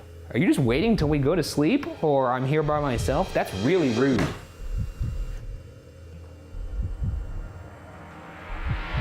After all this time, the question persists. Is Sallie actually a little girl? Local legend tells of a girl named Sallie that died during a botched appendectomy in the Sallie House when it used to be a doctor's office. According to Sean Daly, an anthropology professor who had once led an investigation of the home, there was no evidence of a girl by the name of Sallie having lived in Atchison during this time period. But if that's true, what is this entity presenting itself as a little girl? Perhaps Tony's second face-to-face encounter with Sallie will provide some insight. Quote, "I saw that little girl twice, and the second time I saw her, it was not a pretty thing. She was tugging at me, trying to get me out of bed, and she kept reaching for me, and I would pull back, and when I pulled back, she would reach harder, and about the third or fourth time, she grabbed my arm. I still get chills and almost choked up on it because it scared me that bad. She turned into, I don't know how to describe it. It was part animal, part human. It almost looked like it had rotting flesh. I still remember seeing worms crawling through it, and it growled at me. Oh my God, I thought I was going to pass out." End quote. No one likes to see a little girl with rotting flesh. Though it does kind of solve the quandary. What is this little girl? I mean, that's a certified demon. Yeah. And I'm a demonologist. He is a demonologist. And he's my Board certified. And he's my assistant.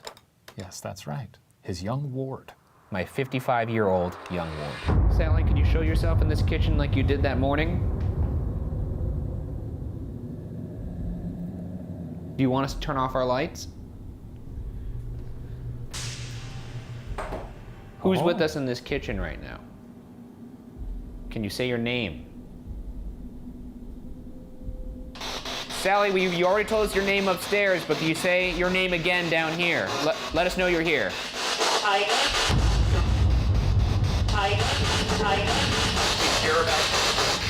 Hear about? Hear about what? Hear about what? Yeah. Hear about a demon? We're back. We are back here in your kitchen. Can you just be sweet to us and talking to that little radio? Say hi. Dead? All right, Sallie, we're gonna try something else in here. I read that the Pickmans would often leave out a big drawing pad for you to ask you how old you are, and you would write 7. This is who we're working with, allegedly? This is you, Sallie. It's a picture of you. It's a big fucking noggin. Now, if you could do us a big honor by writing down how old you are. You can always stop us from, you just take it out of my hand and write it. Otherwise, I'm just gonna draw some stuff. Oh, looks like he's drawing you farting. Yeah. Oh, uh-oh. Looks like you just passed some gas, Sallie. Oh, Sallie. You've made a mess of yourself. Why don't you give her a little glass of orange juice? Oh. There we go.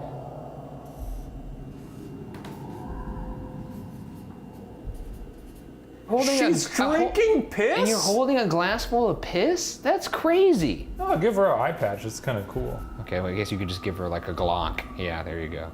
Sallie, what do you think of the portrait we drew of you? What about anybody else in this house? Do you want to tell us what you think of this? Did you give this a fucking 0? You two suck? Fuck you! Hey, that's fucked up. Well, why don't you draw then? Let's say you draw. What? Oh, now they're talking. Oh shit! Did you hear that? I said, all the ghosts. Anybody who's ever been on this show, come into this kitchen right now. Come on now! And put that marker on the fucking paper. It's a all right? free-for-all! Where are we going? We're going straight to hell, baby! We're going to the kitchen! Ant-Man? What did it say? You're playing with John?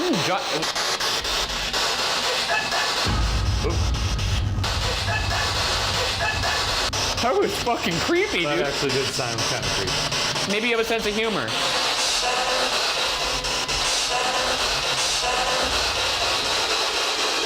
That was a very productive little session we had there. Tony and Deborah Pickman moved out of the Sallie house in October of 1994.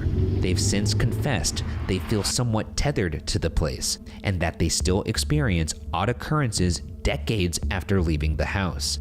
Years after the Pickmans moved out, Mary Liggett, her husband, and 2 children would lease the house from owner Les Smith. On a surprise maintenance visit to the home, Smith, quote, discovered a large pentagram on the basement floor, an altar of some sort, and other disturbing items, end quote. Les Smith, the landlord, asked the rumored Satan worshiper Mary Liggett to remove herself from the premises immediately. That seems illegal. Just because you're a Satanist, you can get kicked out of your house? Well, I think it's not even the fact that she says she's a Satanist, but if you're like damaging the property. She just put a pentagram on the floor? An I think altar? You should be allowed to do that. This is America. I see what you're saying, but I think it's totally fair to be like, hey, maybe don't live here because you are performing satanic rituals in my basement. I would sue. That is discrimination. There's plenty of probably upstanding Satanists out there in America right now. I guess, maybe. Yeah, sure, why not? These reported satanic rituals in the basement bring me back to something Father Gary Thomas told me in an interview about the Sallie House from 2016. Sent to the Vatican to learn the rite of exorcism, I turned to Father Thomas with questions about demonic possession, specifically the concept of infestation. I was reading about something called infestation, where like a demon will just take hold of a house. So if that family was involved in a satanic cult and they were doing other kinds of rituals and spells that are part of the cult, it would not at all surprise me if there was something demonic still attached, because that's where that cult basically had a home. And it opened the portal. Did Mary Liggett's rumored rituals open the portal in the basement of this cursed home? Here's another clip of Shane and I from 2016, this time in the basement. Here we go. You're out of your mind. Rock and roll, buckaroo. If you want to eat my heart, just turn that light on. If you want to eat Ryan's heart, Don't turn stop that light putting on. me in your shit. Our old pal, Ryan Bergara. Stop. We're a package deal. Oh, the light's on, Ryan. Look at the lights. Demon, we got him. Jesus Christ. Turn it off for us, please. For Ryan's sake. No! Fuck this house, dude. Fuck this house so hard. So tonight, we return to the basement of the Sallie house to seek an answer to the one question we've been asking for the last 5 years. Are ghosts and/or demons real? All right, great to be back. Yeah, so much fun being back down here. I love it. Oh, look, the demon hole. Oh, my old demon hole. Is there anybody down here with us? Say my name if you would like to communicate. Ryan. Shane. Well, kind of. Maybe. Maybe that was Ryan or Shane. Can you be a little clearer?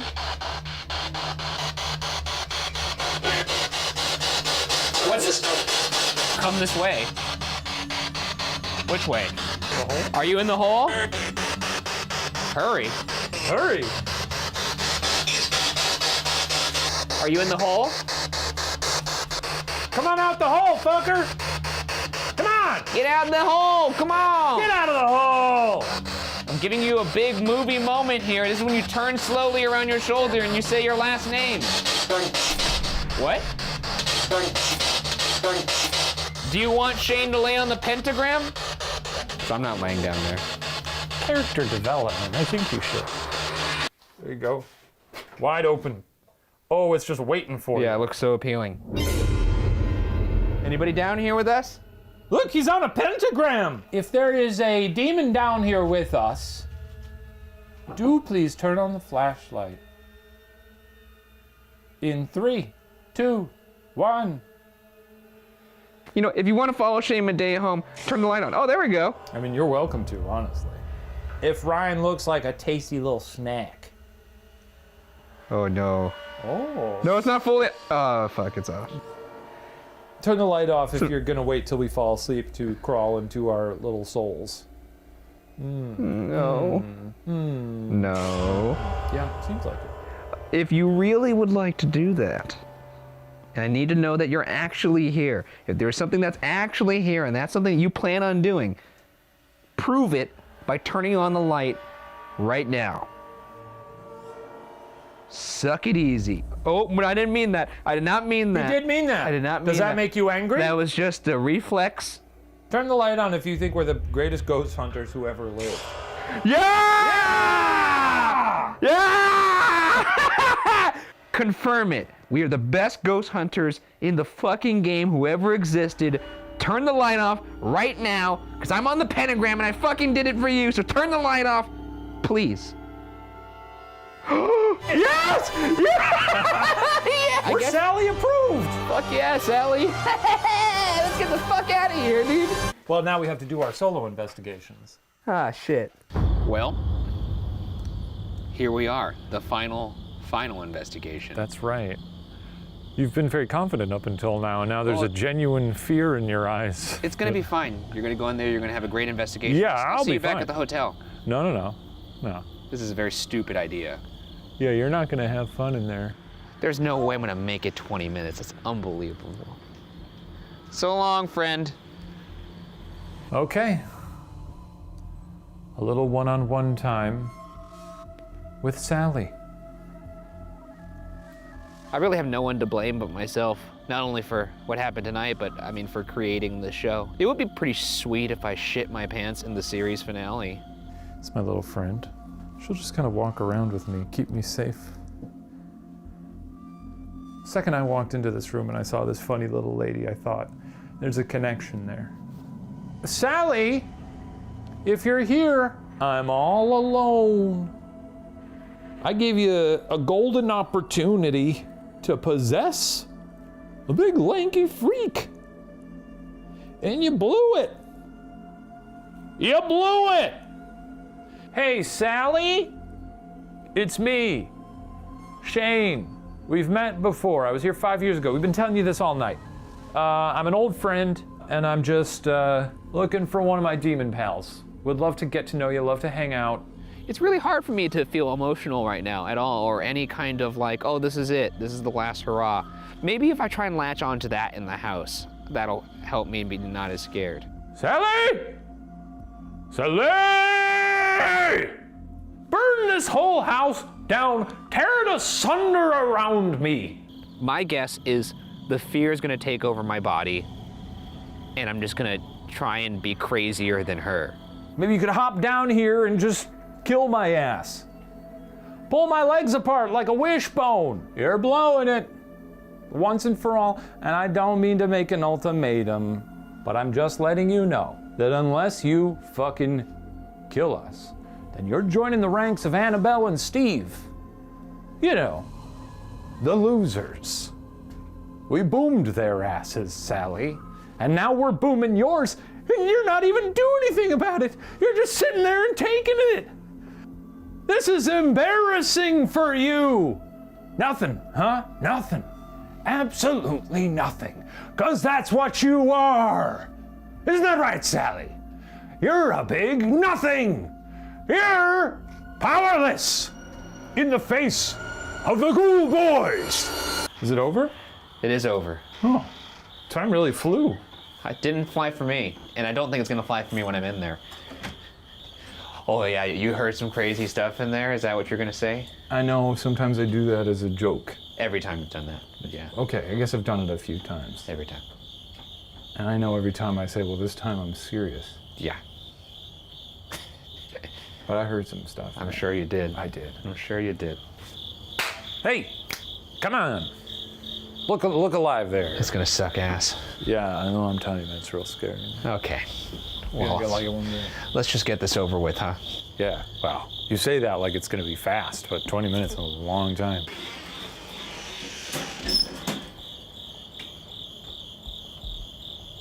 Have fun. Say hi to Sallie. Well, Sallie, you try any bullshit, I'll blast you right in the face, okay? Blast you with this holy water and you'll melt like a witch. Sorry, I can't really think straight right now. All the fucking blood in my body is in my heart pumping. I'm gonna have a heart attack. It was, I think the houses are the scariest kind of solo investigation. They're very the way the sound really deadens in there.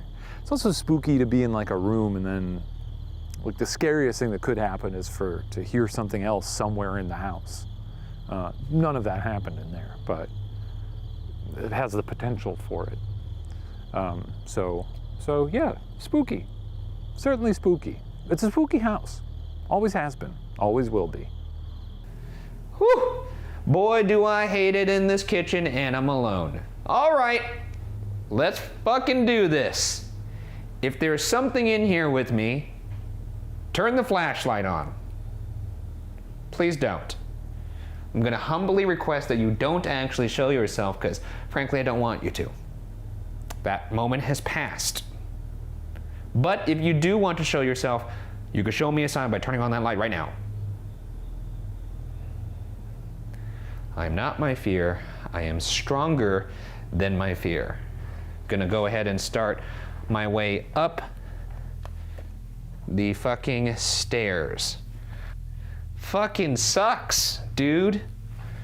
I fucking hate this. Remember, packing. I'll shoot you in your face. I don't think he's having a good time right now. Okay, Sallie. Are you here with me in this nursery?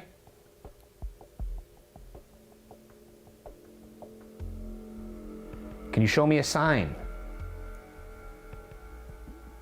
Ah, fucking fuck, shit, balls, fuck, dick.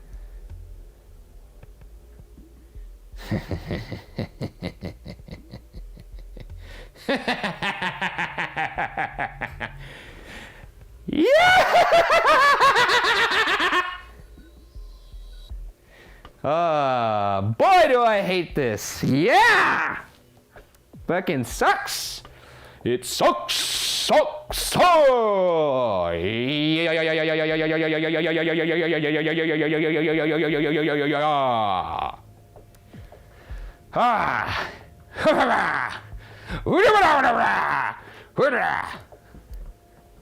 I'm a crazy man.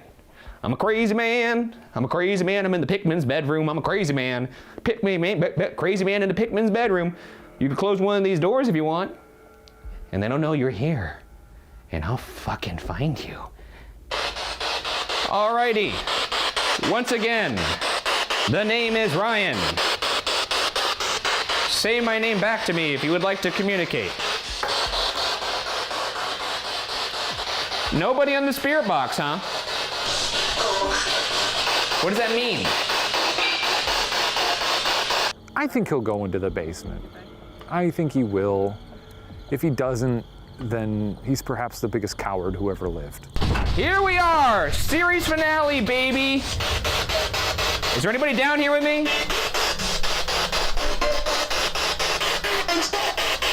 What? Did you say I'm insane? I know I'm insane! You have no idea how insane I am! Once again, is there anybody down here with me in this dank, disgusting basement that you call home? Right. You can't hear? You came here? How'd it go? It's over. It's over. That's how it went. You ended it. Oh, thank God. Did you show her who's boss? Yeah, no, I mean, I tried to play nice because I have to sleep there still. Oh, right. But I did lose my cool a couple points. Well, let's get the sleeping bags. It's time for a slumber party. Bye. See you later. Thanks for hanging. This is gonna be awful. Well, that's that. Okay, getting set up here in the Sallie house. I've got a room full of dolls, and that is where I'll be sleeping. If I had to pick two people to spend the evening with, it's gonna have to be the old lady. She's number one. And of course, this thing. Because she is stunning. An absolute vision. Good night. sleeping on the floor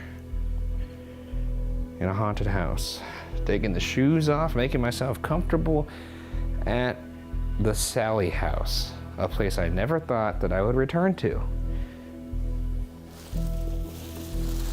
What is my life?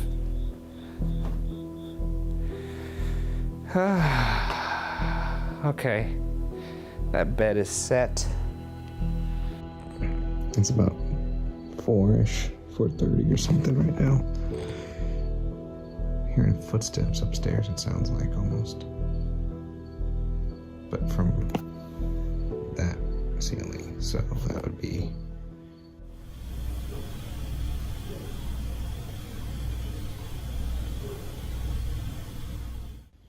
It's Bigman's bedroom.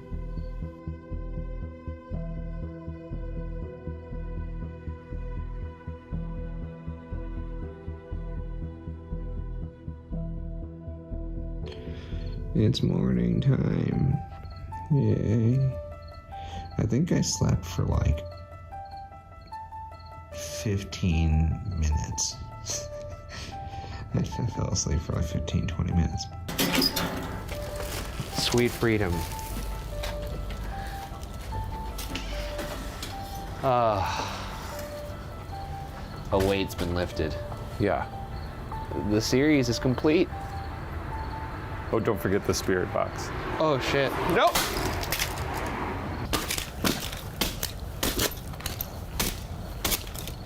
Now it's complete. There you go. There you go. Morning. Okay.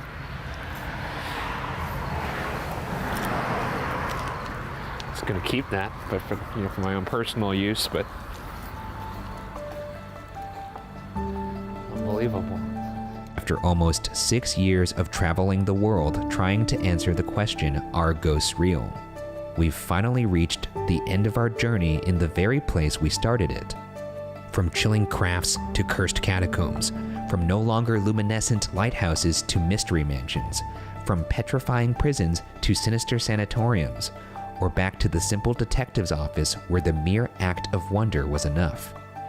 Our curiosity has treated us to things both explained and unexplained, the assignment of which is dependent on who you ask. But whether you're a believer or not, I know one thing to be true. You believed in us, and for that, I'll always be grateful. And sure, we may have never definitively answered the question of are ghosts real? But in the end, in perhaps fitting fashion for a show that finds resolution in the unresolved, all I can say is I'm sure glad we didn't, because the pursuit and the friendship made along the way was far more fulfilling. I hope the ride was as joyous and full of discovery for you as it was for us. That being said, I ask you one last time, are ghosts real? Who knows? For now, and perhaps forever, the answer will graciously remain unsolved.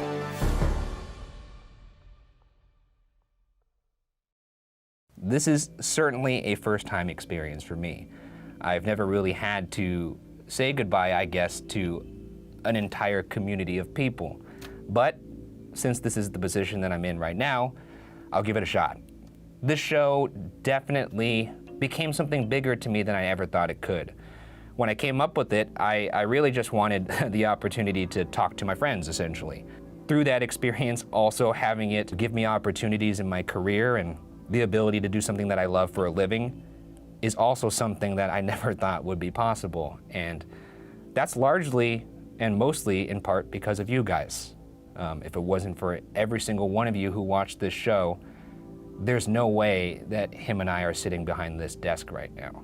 I know sometimes thank you is not enough, but I really hope it is right now, because that's really all I can say right now. Thank you, truly, from the bottom of my heart, for Shane, for everybody who works on this crew, who's ever done anything on this show. Thank you for the opportunity for letting us make this for you. I really do hope that you enjoyed it as much as we did. You know, this isn't totally goodbye. We're still gonna make content. I hope you watch it, I hope you support it, but if not, thanks for riding along this far. All I can really think is, God damn, this was fun. It really was the time of my life. And I know I have a lot of life left to live, but I'd be hard pressed if it gets better than this. This has been an amazing experience, so thank you. I wish I had spoken first, because it's just a big dilly-dilly from me, you know, and been one hell of a ride. You know, as someone who did not grow up thinking, boy, I would love to be a ghost hunter. Neither did I. I can't think of anyone I would have rather become the best ghost hunters in the world with. And that's largely due to Ryan. I'm just here for the wakas. But, Yeah, well, you know, guys, they're wearing masks right now because we're filming this during COVID times, but us and our strange sect of ninjas would love to thank all of you guys for supporting Unsolved for as long as you have. And I guess we'll see you next time. It's been great, guys. See you later. Bye-bye.